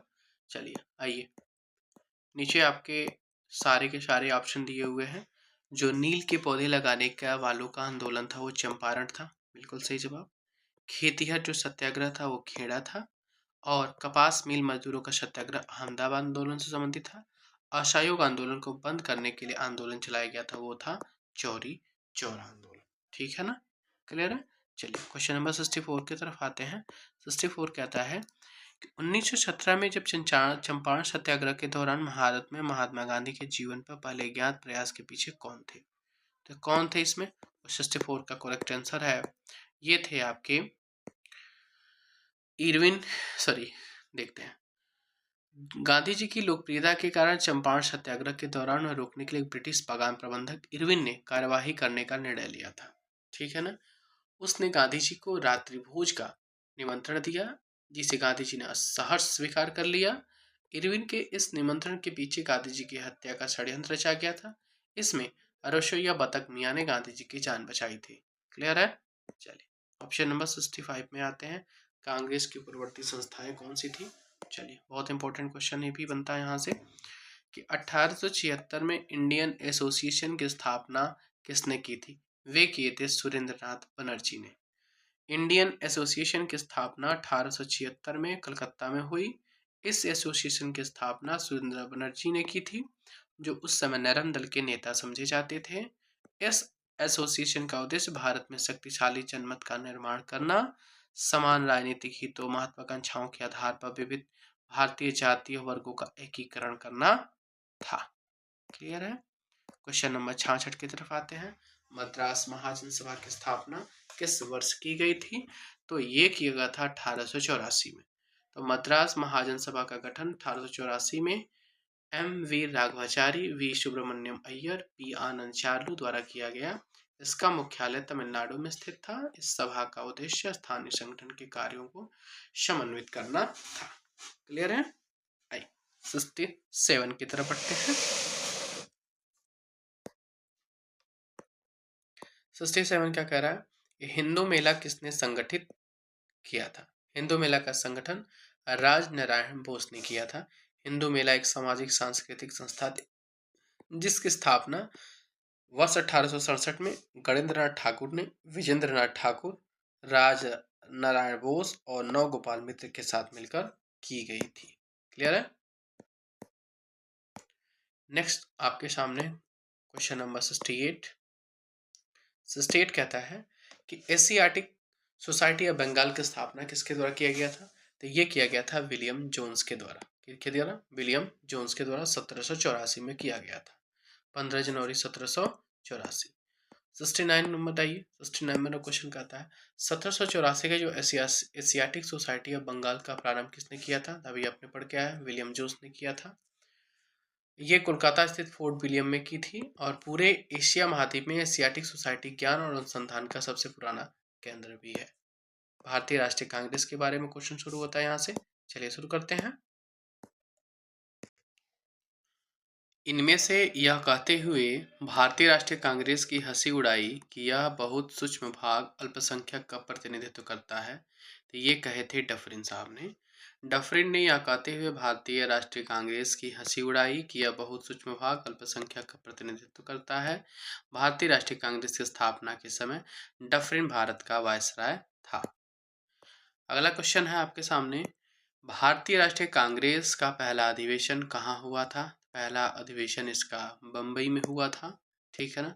71 ऑप्शन नंबर, ठीक है ना? सही है। फिर आते हैं, चलिए इसमें देख लेते हैं इसके एक्सप्लेनेशन को। 1885 में एओह्यूम ने भारतीय राष्ट्रीय कांग्रेस की स्थापना की। इसका पहला अधिवेशन दिसंबर 1885 में व्योमेश्वर बनर्जी की अध्यक्षता में मुंबई में हुआ। 1886-87 में दूसरा तीसरा अधिवेशन क्रमशः कलकत्ता एवं मद्रास में दादा भाई नौरोजी और बदरुद्दीन तैयब के अध्यक्ष में हुआ था। ठीक है ना? अगला क्वेश्चन आपके सामने है कि 1885 में भारतीय राष्ट्रीय कांग्रेस की स्थापना किसने की थी? तो ये किए थे, आपको पता ही, भारतीय राष्ट्रीय कांग्रेस एओह्यूम ने किया था, जो कि कोई भी ऑप्शन इसमें सही नहीं है। क्लियर है? चलिए आप अब अगला क्वेश्चन है, भारतीय राष्ट्रीय कांग्रेस के पहले अध्यक्ष थे। तो भारतीय राष्ट्रीय कांग्रेस के पहले अध्यक्ष कौन थे? अभी आपने पढ़ा था, डब्ल्यू.सी. बनर्जी थे। ठीक है ना? आइए क्वेश्चन नंबर 74 की तरफ। भारतीय राष्ट्रीय कांग्रेस की प्रथम महिला अध्यक्ष कौन थी? तो भारतीय राष्ट्रीय कांग्रेस की पहले महिला अध्यक्ष आपकी श्रीमती एनी बेसेंट थी, जो 1917 में कलकत्ता में आयोजित भारतीय राष्ट्रीय कांग्रेस के अधिवेशन में उनको अध्यक्ष बनाया गया था।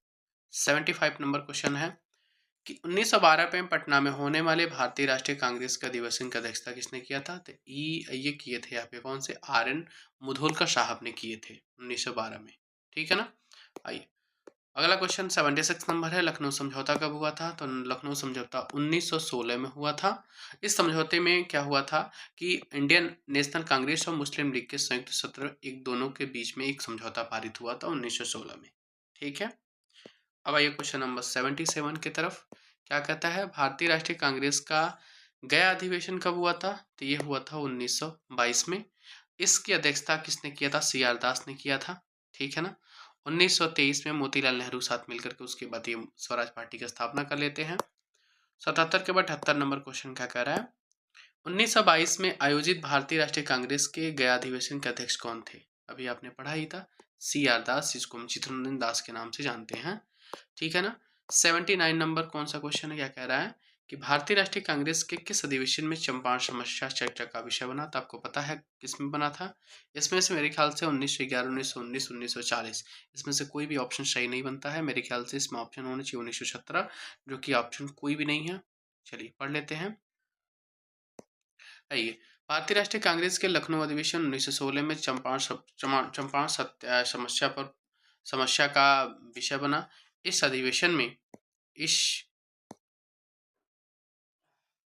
इस अधिवेशन में चंपारण के किसान नेता राजकुमार शुक्ल गांधी जी से मुलाकात की और नील उत्पादक की शिकायतें रखी। लखनऊ अधिवेशन में ही कृषि संकट की जांच के संबंध में ब्रजकिशोर प्रसाद द्वारा एक प्रस्ताव पेश किया गया था। राजकुमार शुक्ल के आग्रह पर गांधी जी के चंपारण गए और 1917 में अपना पहला सफल सत्याग्रह किया। दिए गए विकल्पों में कोई भी विकल्प इसमें सही नहीं है, तो इसका ऑप्शन कौन सा होगा? उत्तर नंबर ई सही होगा। क्वेश्चन नंबर अगला है 80 नंबर, क्वेश्चन नंबर 80। निम्नलिखित में से भारतीय राष्ट्रीय कांग्रेस के किस अधिवेशन में पहली बार मौलिक अधिकारों के संबंध में प्रस्ताव पारित किए गए? तो वो था कराची का अधिवेशन 1931 की बात है कि भारतीय राष्ट्रीय कांग्रेस के कराची अधिवेशन 1931 में पहली बार मौलिक अधिकारों से संबंधित प्रस्ताव पारित किए गए। इसके साथ ही राष्ट्रीय आर्थिक कार्यक्रम से संबंध प्रस्ताव भी पारित किया गया। इस अधिवेशन में गांधी जी ने कहा था कि गांधी मर सकता है परंतु गांधीवाद हमेशा जिंदा रहेगा। कराची अधिवेशन भारतीय राष्ट्रीय कांग्रेस का 45वां अधिवेशन था। सूरत अधिवेशन 1907 में भारतीय राष्ट्रीय कांग्रेस गरम दल और नरम दल में विभाजित हो गया था। इसकी अध्यक्षता रास बिहारी बोस ने की थी। गया अधिवेशन 1922 की अध्यक्षता सी आर दास ने किया था। क्लियर है? चलिए आगे बढ़ते हैं। क्वेश्चन नंबर 81 नंबर है, सुरक्षा वाल्व का सिद्धांत के आधार पर भारतीय राष्ट्रीय कांग्रेस की स्थापना ब्रिटिश सरकार को खतरों से बचाने के लिए की गया था। ये कौन से इसके उपयुक्त विचार किसके थे? ये लाला लाजपत राय के थे। सुरक्षा वाल्व सिद्धांत के आधार पर भारतीय राष्ट्रीय कांग्रेस की स्थापना ब्रिटिश सरकार के खतरों को बचाने के लिए थी। उपयुक्त विचार लाला लाजपत राय का था। उन्होंने 1916 में अपनी पुस्तक यंग इंडिया में सेफ्टी वाल्व थ्योरी का उपयोग भी किया और कहा यह लॉर्ड डफरिन के दिमाग की उपज है। क्लियर है?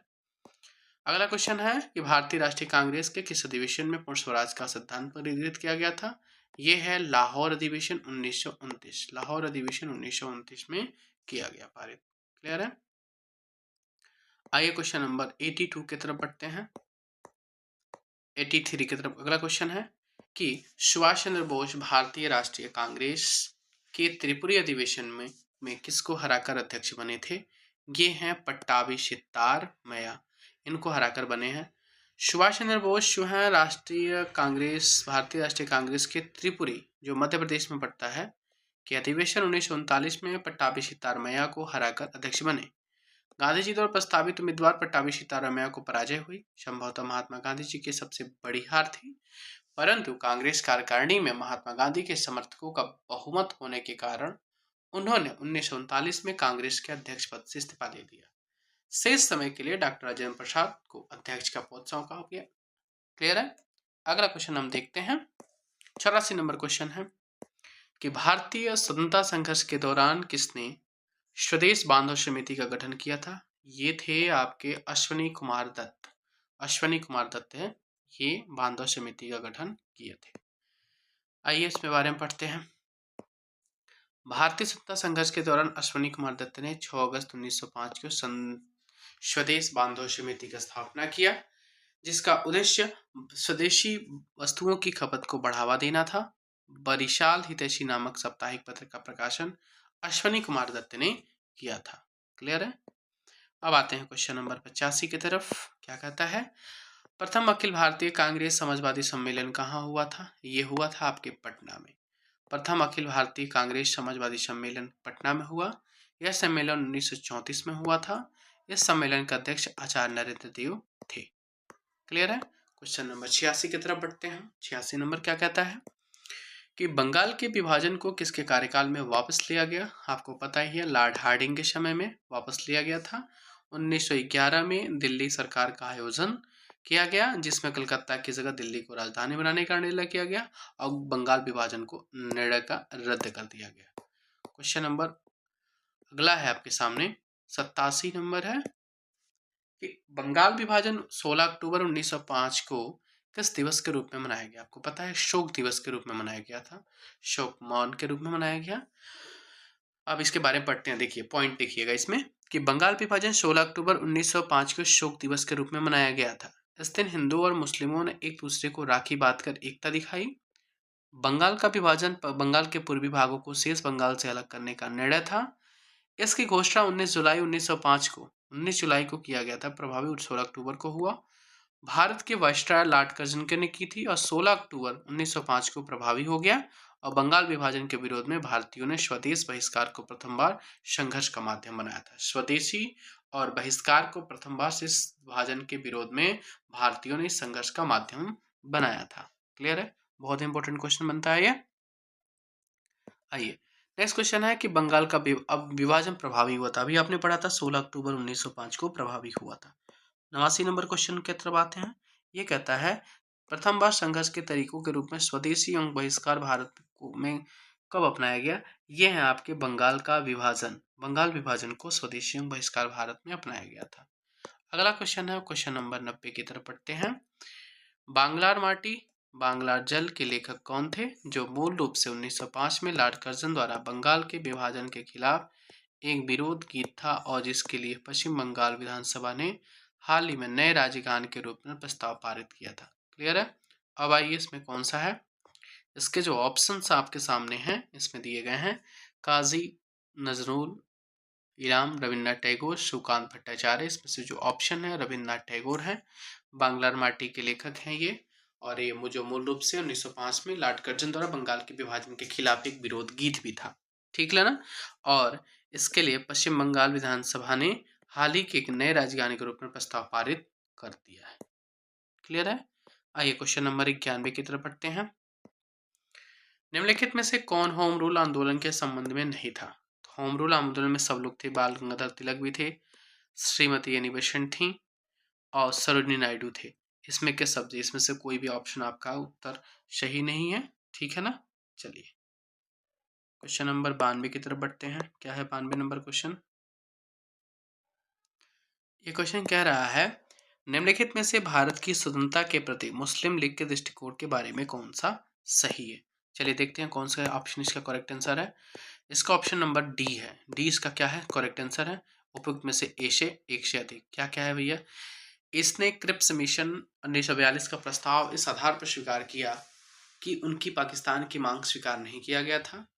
इसने वेवेल योजना 1945 को अस्वीकृत कर दिया क्योंकि स्वतंत्र पाकिस्तान की मांग को यह कमजोर कर सकती थी। कैबिनेट मिशन प्रस्तावों को अस्वीकार किया और उससे 1946 में सीधी कार्यवाही का सहारा लिया। इसमें आपके जो डिस्क्रिप्शन में क्वेश्चंस के आंसर हैं वो देखिए, पढ़ते हैं क्या दिया क्या है। बहुत इंपॉर्टेंट है। भारत की स्वतंत्रता के प्रति मुस्लिम लीग के दृष्टिकोण के संदर्भ में प्रश्न में एक से अधिक विकल्प सत्य हैं। मुस्लिम लीग को क्रिप्स मिशन के प्रस्तावों में मुसलमानों के आत्मनिर्धारण के सिद्धांत और पृथक पाकिस्तान की मांग को स्वीकार नहीं किया गया। ऑप्शन नंबर ए सही होता है। लॉर्ड वेवेल ने भारत में गतिरोध को हल करने के लिए ब्रिटिश सरकार के प्रस्तावों को भारत की जनता के सामने प्रसारित किया, जिसे वेवेल योजना कहते हैं। मुस्लिम लीग ने वेवेल योजना 1945 को स्वीकृत किया क्योंकि उनके स्वतंत्र पाकिस्तान की मांग को कमजोर कर सकती थी। ऑप्शन नंबर दूसरा सही होता है। 1946 में मुस्लिम लीग ने कैबिनेट मिशन के प्रस्तावों को अस्वीकार किया तथा इसे खुद को अलग कर लिया और 1946 में सीधी कार्यवाही का सहारा लिया, और जिसके बाद देश भर में दंगे शुरू हो गए थे। ठीक है ना? इसलिए ऑप्शन नंबर डी इसका सही होता है। एक से अधिक उत्तर सही होते हैं इसके। ऑप्शन नंबर क्वेश्चन नंबर आपका नेक्स्ट है 93 नंबर, देखते हैं। ऑल इंडिया मुस्लिम लीग ने किस वर्ष अलग पाकिस्तान की मांग का रखने का प्रस्ताव किया था? ये आपके हैं 23 मार्च 1940। इंपोर्टेंट क्वेश्चन बनता है ये।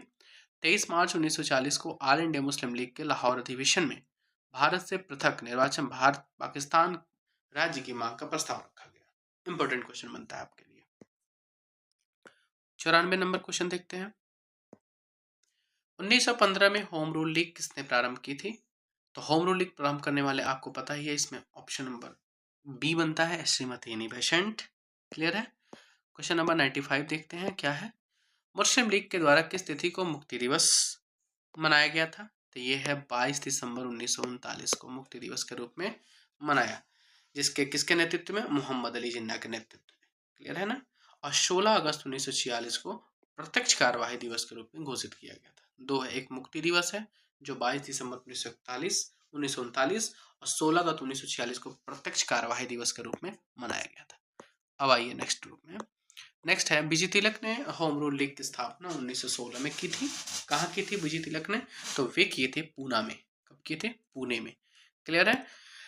1916 में बाल गंगाधर तिलक ने बेलगांव पुणे में होम रूल लीग की स्थापना की, जबकि श्रीमती एनी बेसेंट ने 1916 में बंगाल में होम रूल लीग की स्थापना की शुरुआत की थी।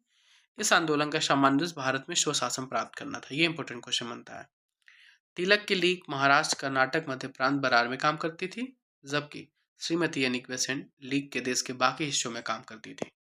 अब आते हैं हम नेक्स्ट 97 नंबर क्रांतिकारी गतिविधियां, साम्यवादी आंदोलन। ठीक है,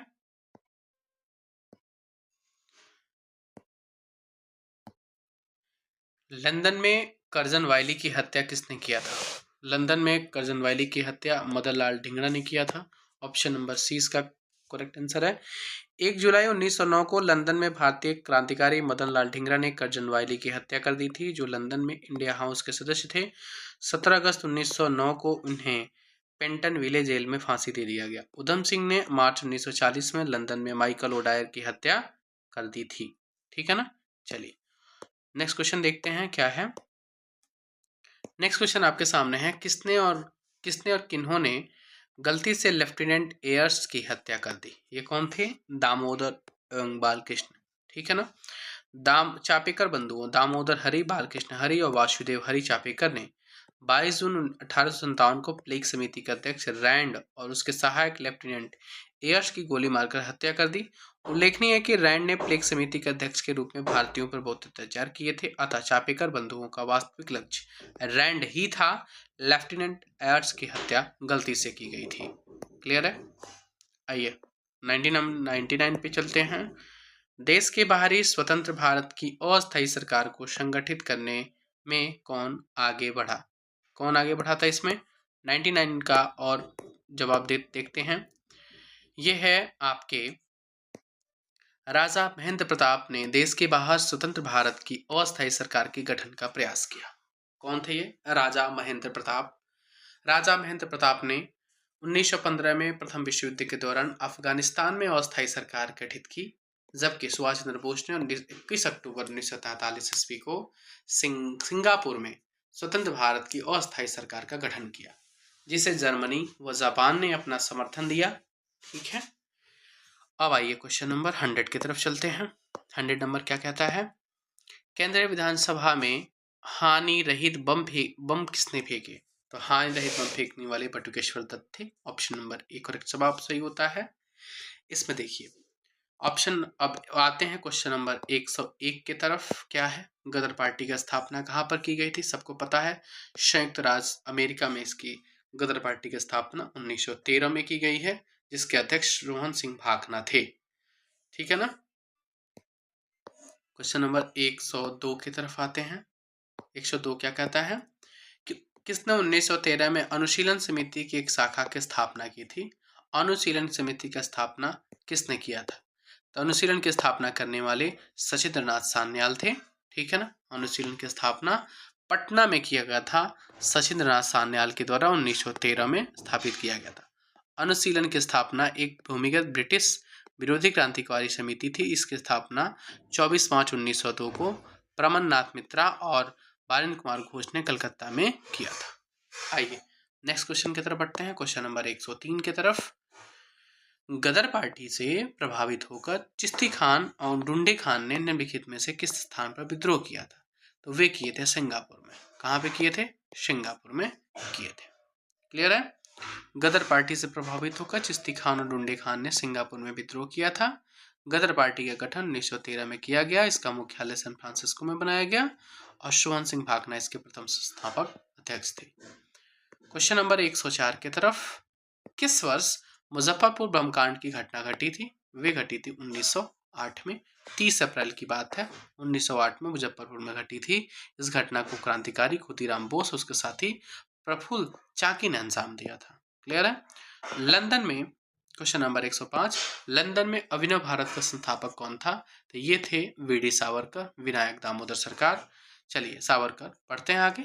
लंदन में अभिनव भारत का संस्थापक विनायक दामोदर सरकार थे, सावरकर थे। उन्होंने अपने भाई गणेश दामोदर सावरकर के साथ मिलकर 1904 में भारत की स्थापना की थी। ध्यातव्य है कि विनायक सावरकर और गणेश सावरकर को 1889 में नासिक में एक क्रांतिकारी संस्था मित्र मेला की शुरुआत की थी, जो आगे चलकर अभिनव भारत के रूप में स्थापित हुई।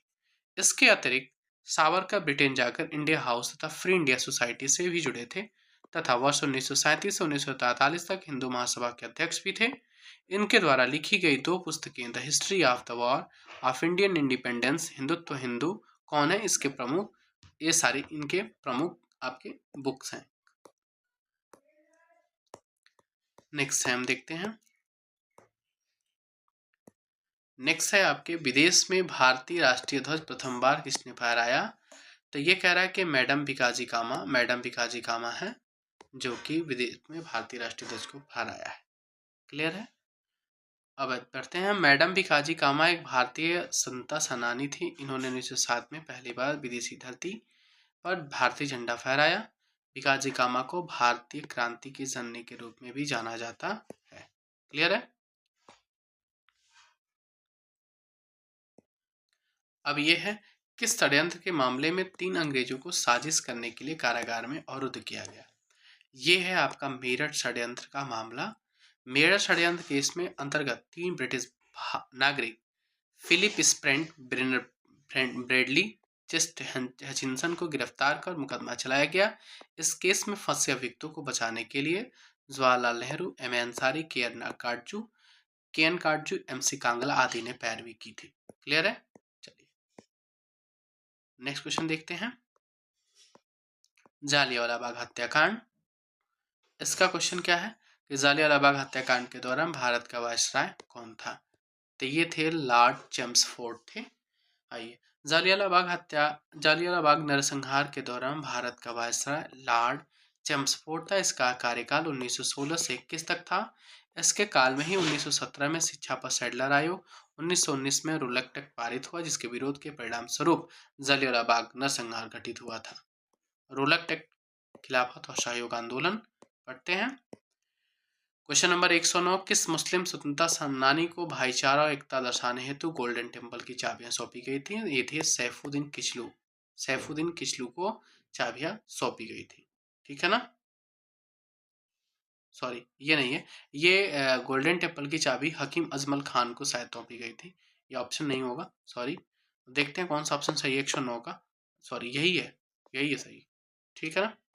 चलिए, ये है आपका खिलाफत आंदोलन के दौरान 1924 में देश में भाईचारा और राष्ट्रीय एकता प्रदर्शित करने के लिए आर्य समाजी नेता स्वामी श्रद्धानंद को दिल्ली के जामा मस्जिद के व्यासपीठ, इमाम पीठ का उपदेश देने के लिए कहा गया और मुस्लिम नेता सैफुद्दीन किचलू को अमृतसर के स्वर्ण मंदिर में चाबियां दी गई।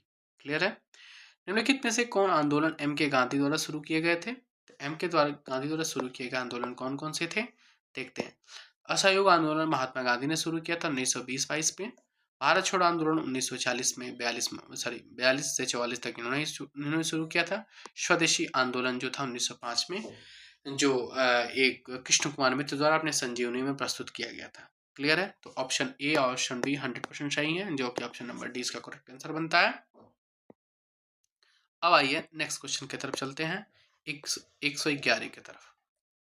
111 क्या कहता है क्वेश्चन, असहयोग आंदोलन को निलंबित किया गया था। ये है 1922। असहयोग आंदोलन को चौरी चौरा कांड के पश्चात वर्ष 1922 में निलंबित किया गया। चौरी चौरा उत्तर प्रदेश के गोरखपुर के निकट एक कस्बा है। इस घटना में 42 पुलिसकर्मी सहित 23 लोगों को जिंदा जलाकर मार दिया गया था। क्वेश्चन नंबर 112 की तरफ बढ़ते हैं। ये कहता है, निम्नलिखित में से असहयोग आंदोलन में भाग लेने वाले खेतिहरों की प्रमुख मांग कौन सी थी। इनकी मांग ये थी कि पहली बात कि राजस्व में कमी करना, ऑप्शन नंबर ए। दूसरा, बेगारी उन्मूलन करना, ऑप्शन नंबर बी। तीसरा क्या करा है, जमींदारों को बहिष्कार करना। आदिवासी खेतिहरों ने वन क्षेत्रों में पशुधन को चराने, ईंधन की लकड़ी, फल इकट्ठा करने हेतु वनों में प्रवेश करने की अनुमति मांगी। यानी ऑप्शन नंबर सी। तीनों के तीनों सही होते हैं, इसलिए ऑप्शन नंबर डी इसका करेक्ट आंसर होता है। अब आते हैं 113 नंबर पे। 113 नंबर गोलमेज सम्मेलन संबंधित है। सविनय अवज्ञा आंदोलन, गांधी इरविन समझौता और गोलमेज सम्मेलन, इन सभी से क्वेश्चन बनते हैं। इसमें दिया हुआ है, प्रथम गोलमेज सम्मेलन के समय भारत का गवर्नर जनरल कौन था। तो सबको पता है, लॉर्ड इरविन साहब थे। ठीक है ना। आइए नेक्स्ट चलते हैं। लॉर्ड इरविन का जो कार्यकाल रहा है ना, इसका कार्यकाल 1926 से लेकर 1931 तक रहा है। ठीक है ना। अब आते हैं 114 की तरफ। ऑल इंडिया हरिजन संघ की स्थापना 1932 में किसके द्वारा की गई थी। तो ये आपको पता ही होगा, महात्मा गांधी के द्वारा की गई थी। B.R. अम्बेडकर द्वारा नहीं, महात्मा गांधी के द्वारा की गई थी। 1932 में ऑल इंडिया हरिजन संघ की स्थापना होती है, जो गांधी जी के द्वारा की गई। इसका ध्येय अस्पृश्यता को हटाना, हरिजन और दलितों का उत्थान करना था। ठीक है ना। अब आइए क्वेश्चन नंबर 115 की तरफ। खुदाई खिदमत खिदमतकार आंदोलन का नेतृत्व किसने किया था? खान अब्दुल गफ्फार खान ने किया था। ये एक्चुअली ऐसे उत्तर पश्चिमी सीमा प्रांत में एक पश्तून स्वतंत्र सेनानी अब्दुल गफ्फार खान के नेतृत्व में भारतीय उपमहाद्वीप पर ब्रिटिश कब्जे के खिलाफ एक अहिंसक आंदोलन था। यह आंदोलन गांधी जी का अहिंसात्मक आंदोलन से प्रेरित था। खुदाई खिदमतकार आंदोलन की शुरुआत 1929 में की गई थी। खुदाई खिदमतकार आंदोलन की शुरुआत 1929 में की गई थी। क्लियर है? चलिए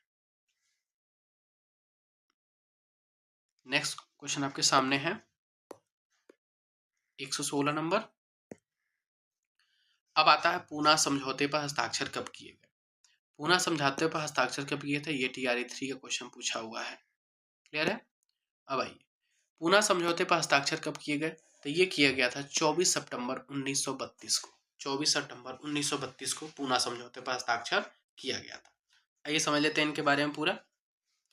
पूना समझौता श्री गोपालचारी, राजगोपालचारी, जयकर, तेज बहादुर शप्रू, घनश्याम दास बिरला इत्यादि ने नेताओं के प्रयासों से 24 सितंबर 1932 को महात्मा गांधी और दलित नेता BR अम्बेडकर के बीच हुआ, जिसे पूना समझौता के नाम से जानते हैं।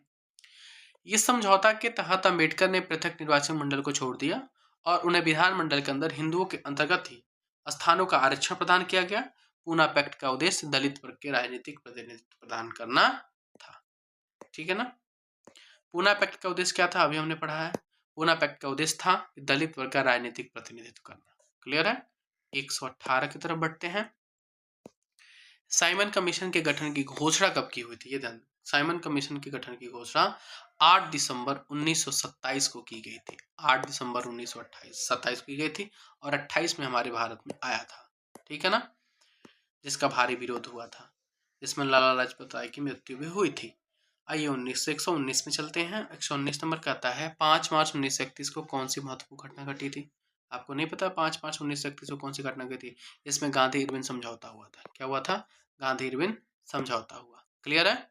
आइए अब चलते हैं नेक्स्ट क्वेश्चन पे। इनके समझौता क्या क्या थे?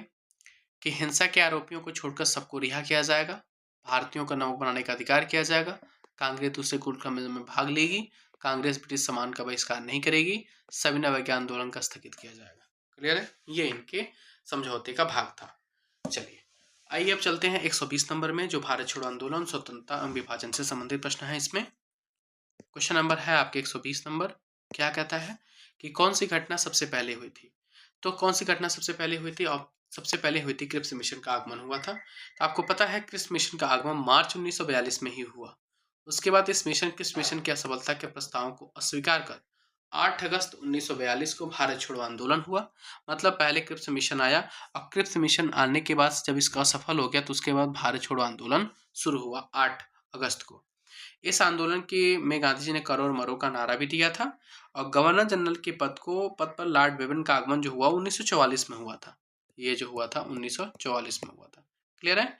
और वह 1944 से लेकर के 47 तक भारत के वायसराय। क्लियर है? चलिए 121 पे आते हैं। 121 नंबर क्या कहता है? कह रहा है कि बंबई में कांग्रेस द्वारा भारत छोड़ो का प्रस्ताव, आपको पता ही अभी 8 अगस्त 1942, ऑप्शन नंबर 20 का करेक्ट जवाब है। कई बार क्वेश्चन में आ गया है एग्जाम में ये। 122 नंबर क्या कहता है क्वेश्चन?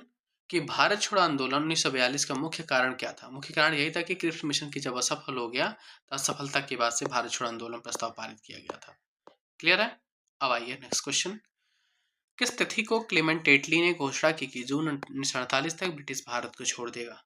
तो आपको पता ही है 20 फरवरी 1947 के पहले भारत को छोड़ देगा। ठीक है ना? क्लेमेंट एटली ने घोषणा किया था 20 फरवरी 1947 और घोषणा किया कब तक छोड़ने का प्रस्ताव पारित था कि जून 1948 तक हम क्या कर देंगे, भारत को कंप्लीटली छोड़ देंगे। घोषणा कब की है ये बात कब बोला था? तो जून 1947 में बोला था, फरवरी 1947 में बोला था और छोड़ना कब था? जून 1948 तक। आजाद दस्ता की स्थापना किसने किया था? आजाद दस्ता की स्थापना जयप्रकाश नारायण ने किया था। आजाद दस्ता एक्चुअली एक क्रांतिकारी संगठन था जिसकी स्थापना 1942 में भारत छोड़ो आंदोलन के दौरान जयप्रकाश नारायण ने किया था। सूरज नारायण सिंह के नेतृत्व में बिहार के मधुबनी जिले में संगठन के एक अलग अलग स्वतंत्र परिषद की स्थापना की गई थी। क्लियर है? चलिए नेक्स्ट क्वेश्चन पे चलते हैं। नेक्स्ट क्वेश्चन आपके सामने है, क्या है क्वेश्चन कि सुबह के दिल्ली के लाल किले में आजाद हिंद फौज का प्रसिद्ध मुकदमा हुआ। प्रसिद्ध मुकदमा 1945। क्लियर है ना। चलिए इसका पूरे को जवाब पढ़ते हैं, क्या दिया है। यह है दिल्ली के लाल किले में आजाद हिंद फौज का प्रसिद्ध मुकदमा वर्ष 1945 में चलाया गया। मुकदमा मुख्य रूप से गुरु बख्श सिंह, प्रेम कुमार सहगल, शाहनवाज खान पर चलाया गया। आजाद हिंद फौज की तरफ मुकदमे की पैरवी भूलाबाई देसाई, जवाहरलाल नेहरू, तेज प्रताप सप्रू, कैलाश नाथ काटजू इत्यादि ने किया था। 126 की तरफ आते हैं।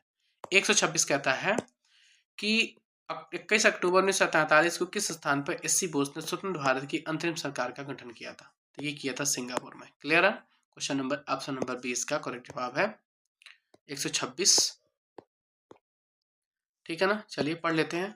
21 अक्टूबर 1943 को सुभाष चंद्र बोस ने आजाद हिंद फौज के सर्वोच्च सेनापति की हैसियत से सिंगापुर में स्वतंत्र भारत की अस्थायी सरकार की स्थापना की। यहीं से दिल्ली चलो और तुम मुझे खून दो, मैं तुम्हें आजादी दूंगा का नारा दिया। सुभाष चंद्र बोस किस वर्ष भारतीय राष्ट्रीय कांग्रेस के अध्यक्ष थे। आपको पता ही है, 2 बार बने थे कि एक 39 में भी बने थे और एक 38 में भी बने थे। 38 में हरिपुरा बने थे, 39 में कहाँ बने थे, त्रिपुरी अधिवेशन, त्रिपुरी। ठीक है ना। चलिए आइए पढ़ लेते हैं इसके पूरे व्याख्या को। सुभाष चंद्र बोस ने कांग्रेस के 2 अधिवेशन की अध्यक्षता की। पहली बार 1938 के हरिपुरा अधिवेशन जो 52वां अधिवेशन था। दूसरा 1939 के त्रिपुरी अधिवेशन की अध्यक्षता गांधी जी द्वारा जो समर्थित पट्टाभी सीतारामैया को हराकर की, परंतु गांधी जी का मत प्रदूषण चलते हुए इस्तीफा दे दिए थे और उसके बाद डॉक्टर राजेंद्र प्रसाद उनके पद को संभाले थे। चलिए 128 पे आते हैं। क्या 128, भारतीय राष्ट्रीय कांग्रेस आईएनए के संस्थापक कौन थे। भारतीय राष्ट्रीय कांग्रेस के संस्थापक अध्यक्ष मोहन सिंह भागना थे। क्लियर है। जो 1942 में जापान में बंदी बनाए गए भारतीय युद्धबंदियों के साथ सिंगापुर में की थी। किसने, कैप्टन मोहन सिंह ने की थी। 129 नंबर क्वेश्चन में आते हैं। ब्रिटिश शासन के दौरान दिल्ली राजधानी की नींव किसने रखी। ब्रिटिश शासन के दौरान दिल्ली राजधानी की नींव आपको पता है किंग जॉर्ज पंचम ने रखा था। 1911 में पंचम के द्वारा दिल्ली दरबार का आयोजन रखा गया। ठीक है ना। और राजधानी की वास्तुकला और योजना को 2 ब्रिटिश आर्किटेक्ट कौन कौन थे, सर हर्बर्ट बेकर और एडविन लुटियन के द्वारा बनाई गई थी। इसके पूर्व देश की राजधानी कोलकाता हुआ करती थी। क्लियर है। अब आते हैं क्वेश्चन क्या है कि मुद्दीमन कमेटी जो है, कमेटी को किसकी कार्यप्रणाली के रिपोर्ट देने के लिए किया गया था। तो ये जो दिया गया था ये था कि द्वैत प्रणाली, डायरची के माध्यम से। ठीक है ना। डायरची द्वैत प्रणाली के माध्यम से इनका गठन किया गया था। मुद्दीमन कमेटी जो थी वो गठन 1924 में सर अलेक्जेंडर मुद्दीमन की अध्यक्षता में किया गया। इसका गठन भारत की स्वतंत्रता के मुद्दे पर चर्चा करने के लिए किया गया था तथा इसका उपयोग भारत और ब्रिटेन दोनों के सहशासन द्वैत शासन के मुद्दे के लिए किया गया। क्लियर है। इनमें से किसने कहा था कि कांग्रेस का महल लड़खड़ा रहा है और भारत में रहते हुए मेरी एक बड़ी महत्वाकांक्षा है, यह है कि शांति के साथ इसे मरने में सहयोग दे सकूं। ये किसने कहा था, ये कहे थे कर्जन ने। तो ऑप्शन नंबर सी इसका सही जवाब है। तत्कालीन ब्रिटिश गवर्नर जनरल कर्जन ने कहा था कि कांग्रेस का महल लड़खड़ा रहा है और भारत में रहते हुए मेरी एक बड़ी महत्वाकांक्षा यह है कि शांति के साथ इसे मरने में सहयोग दूं। और कर्जन का कार्यकाल जो रहा है वो 1899 से लेकर के 1905 तक रहा है। क्लियर है। अगला क्वेश्चन 132 नंबर की तरफ बढ़ते हैं। 132 नंबर है कि लॉर्ड लीटन निम्नलिखित में से किससे संबंधित नहीं है। लॉर्ड लीटन किससे संबंधित नहीं है, वो इल्बर्ट बिल से संबंधित नहीं है। लॉर्ड लीटन का संबंध इल्बर्ट बिल से नहीं है। इल्बर्ट बिल 1883 में प्रस्तावित एक विवादास्पद विधेयक था जिसमें वरिष्ठ भारतीय न्यायाधीशों को यूरोपीय अपराधियों की सुनवाई करने की अनुमति देने की मांग की गई थी। पहले केवल यूरोपीय न्यायाधीश ही यूरोपीय अपराधियों की सुनवाई कर सकते थे। बिल को तत्कालीन वायसराय लॉर्ड रिपन ने पेश किया था।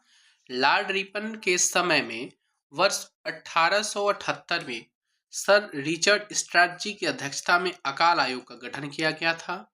1878 में ही सशस्त्र अधिनियम तथा वर्नाकुलर प्रेस एक्ट भी पारित किया गया था। क्लियर है। चलिए नेक्स्ट क्वेश्चन की तरफ बढ़ते हैं। नेक्स्ट क्वेश्चन आपके सामने है कि भारत सरकार अधिनियम 1935 को किसने गुलामी का चार्टर बताया था। 133 नंबर का सही जवाब देखते हैं कौन सा है। ये देखिए, तो इसमें किसने कहा था? ऑप्शन आपके सामने है, महात्मा गांधी, सुभाष चंद्र बोस, मौलाना हजरत मोहानी। इसमें से कोई भी आंसर इसका सही नहीं है। एक्चुअली जो कहे कहे थे वे जवाहरलाल नेहरू ने कहा था इनको कि 1935 को दास्ता गुलामी का चार्टर जवाहरलाल नेहरू ने कहा था। साथ ही उन्होंने इसे एक बार, जिसमें ब्रेक तो है पर इंजन नहीं, ये भी कहा था। जिन्ना ने इस एक्ट को पूर्णतः सड़ा हुआ, मूल रूप से बुरा बुरा का पूर्णतः अस्वीकृत कर दिया। इस एक्ट द्वारा म्यांमार को, मतलब बर्मा जिसको बोलते हैं, को भारत से अलग कर दिया गया। क्लियर है? चलिए आइए 134 नंबर पे। 134 नंबर क्वेश्चन है कि मलाड मेयो के 1870 के संकल्प के बारे में निम्नलिखित में से कौन सा कथन सही है? तो जो क्वेश्चन सही है वो ऑप्शन पहला क्या है? केंद्रीय और प्रांतीय वित्त को विभाजित करने वाला पहला कदम था। बिल्कुल सही जवाब है ये। प्रांतीय सरकारों को कुछ सेवाएं प्रशासित करने का अधिकार, बिल्कुल सही जवाब है। इसने मौजूदा असमानता को सुधारने का प्रयास किया गया, ये भी सही है। इसने प्रांतों की वास्तविक आवश्यकताओं पर ध्यान केंद्रित किया, बिल्कुल सही। यानी ऑप्शन नंबर 1, 2, 3, 4 चारों के चारों क्या है? सही है। ठीक है ना? अब आइए 135 नंबर पे। क्या है 135 नंबर? किस तिथि को अगस्त क्रांति 1942 के दौरान निम्नलिखितों ने पटना इसके आसपास की भीड़ पर गोली चलाने का आदेश दिया? तो देखो अगस्त क्रांति 1942 के दौरान 11 अगस्त 1942 को निम्नलिखितों ने पटना और इसके आसपास के भीड़ को, ठीक है ना, भीड़ पर गोली चलाने का आदेश दिया। कब की बात है ये? 11 अगस्त को, जो किसी भी ऑप्शन में नहीं दिया गया है, इसलिए इसका ऑप्शन जो होगा वो ई होगा।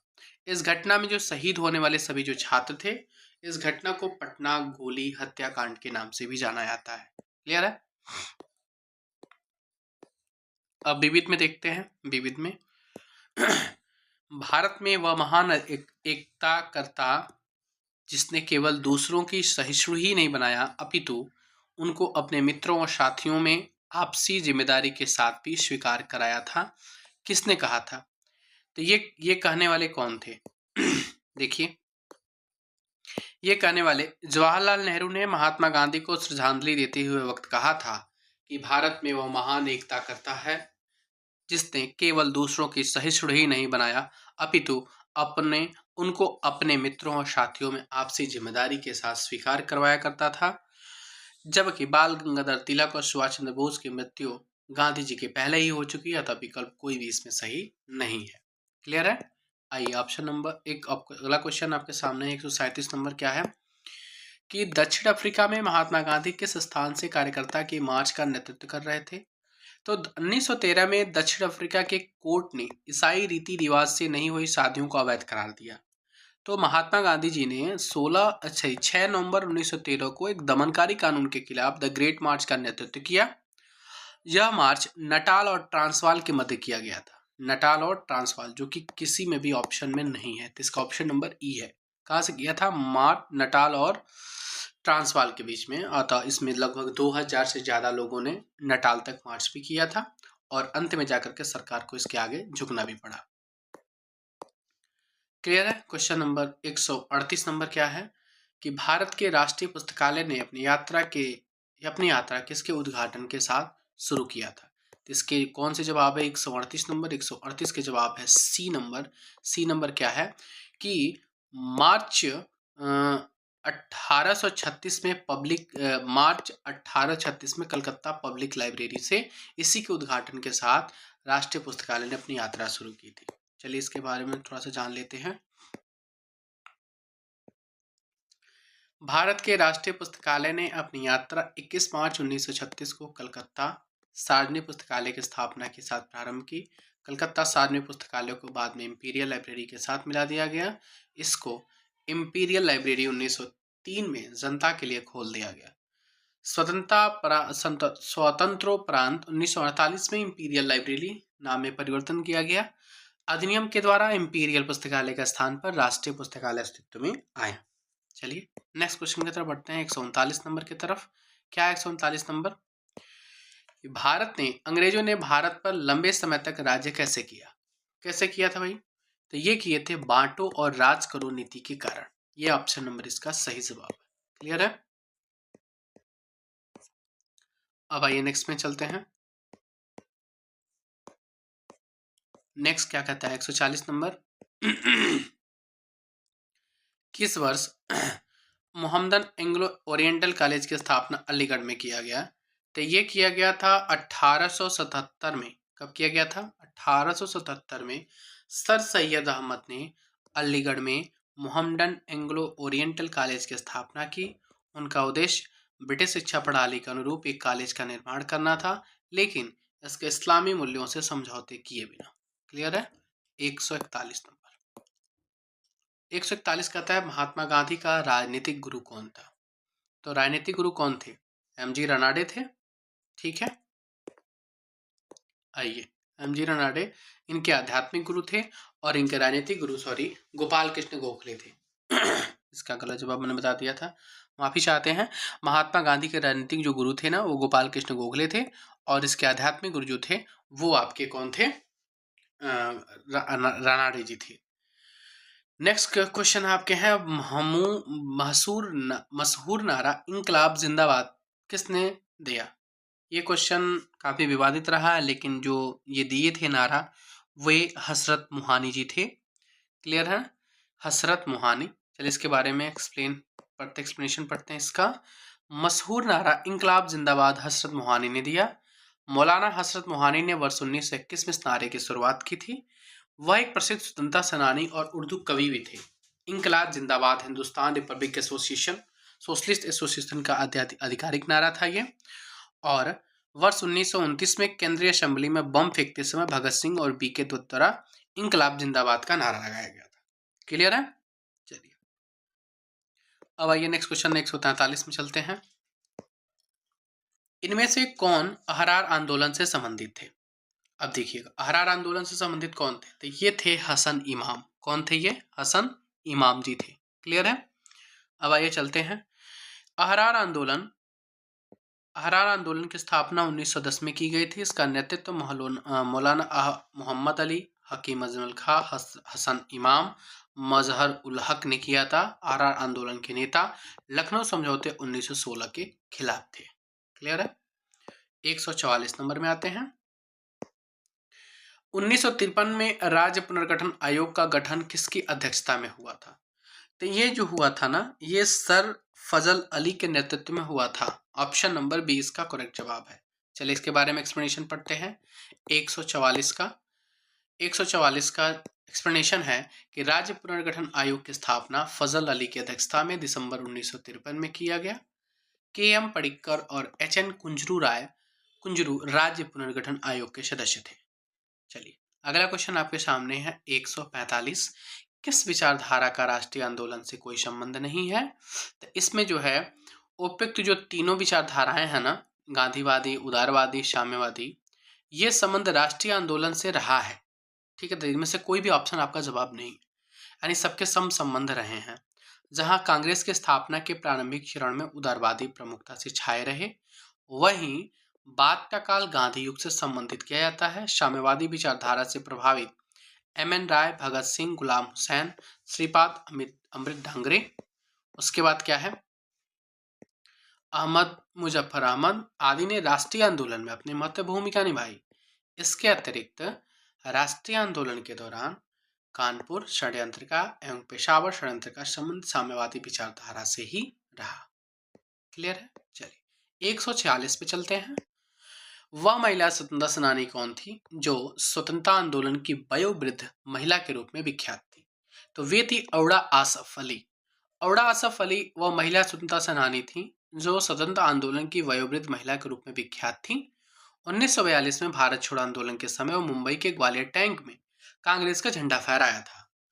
उन्हें स्वतंत्रता आंदोलन के दौरान वर्ष 1930, 1932, 1941 में जेल जाना पड़ा। उन्होंने ही भारत छोड़ो आंदोलन के समय भूमिगत रह के आंदोलन का नेतृत्व किया था। क्लियर है। चलिए 147 पे आते हैं। सूची मिलान करना है। यह क्या है कि भारत सेवक समाज किससे संबंधित है? तो भारत सेवक समाज गोपाल कृष्ण गोखले से संबंधित है। ठीक है ना। तत्वबोधनी सभा देवेंद्र नाथ टैगोर से संबंधित है। आत्मीय सभा राजा राम मोहन राय से संबंधित है। भारतीय ब्रह्मा समाज केशव चंद्र सेन से संबंधित है। चलिए अब चलते हैं 148 की तरफ। अंबाबाई एक स्वतंत्रता सेनानी भारत के किस राज्य की थी? तो ये थी कर्नाटक की थी। अंबाबाई कहाँ की थी? कर्नाटक की एक मूल निवासी हैं। उन्होंने उडुपी में शराब और विदेशी कपड़ों की दुकान का विरोध किया। 12 वर्ष की आयु में इनका विवाह हो गया था और 16 वर्ष की आयु में उन्होंने अपने पति को खो दिया। इसके बाद ही वह भारतीय स्वतंत्रता की लड़ाई में शामिल हो गई थी। अंबाबाई कहाँ की थी? तो कर्नाटक राज्य की थी। 149 का क्वेश्चन क्या है कि भारत के स्वतंत्रता संग्राम के दौरान निम्नलिखित घटनाओं पर विचार करना है आपको।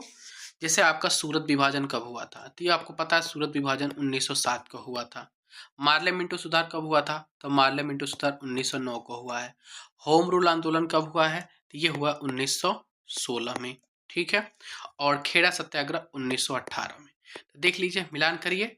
तो ऑप्शन नंबर बी इसका करेक्ट जवाब है। पहले 2 नंबर 1907, फिर 4 नंबर 1909, फिर 1916, फिर 1918।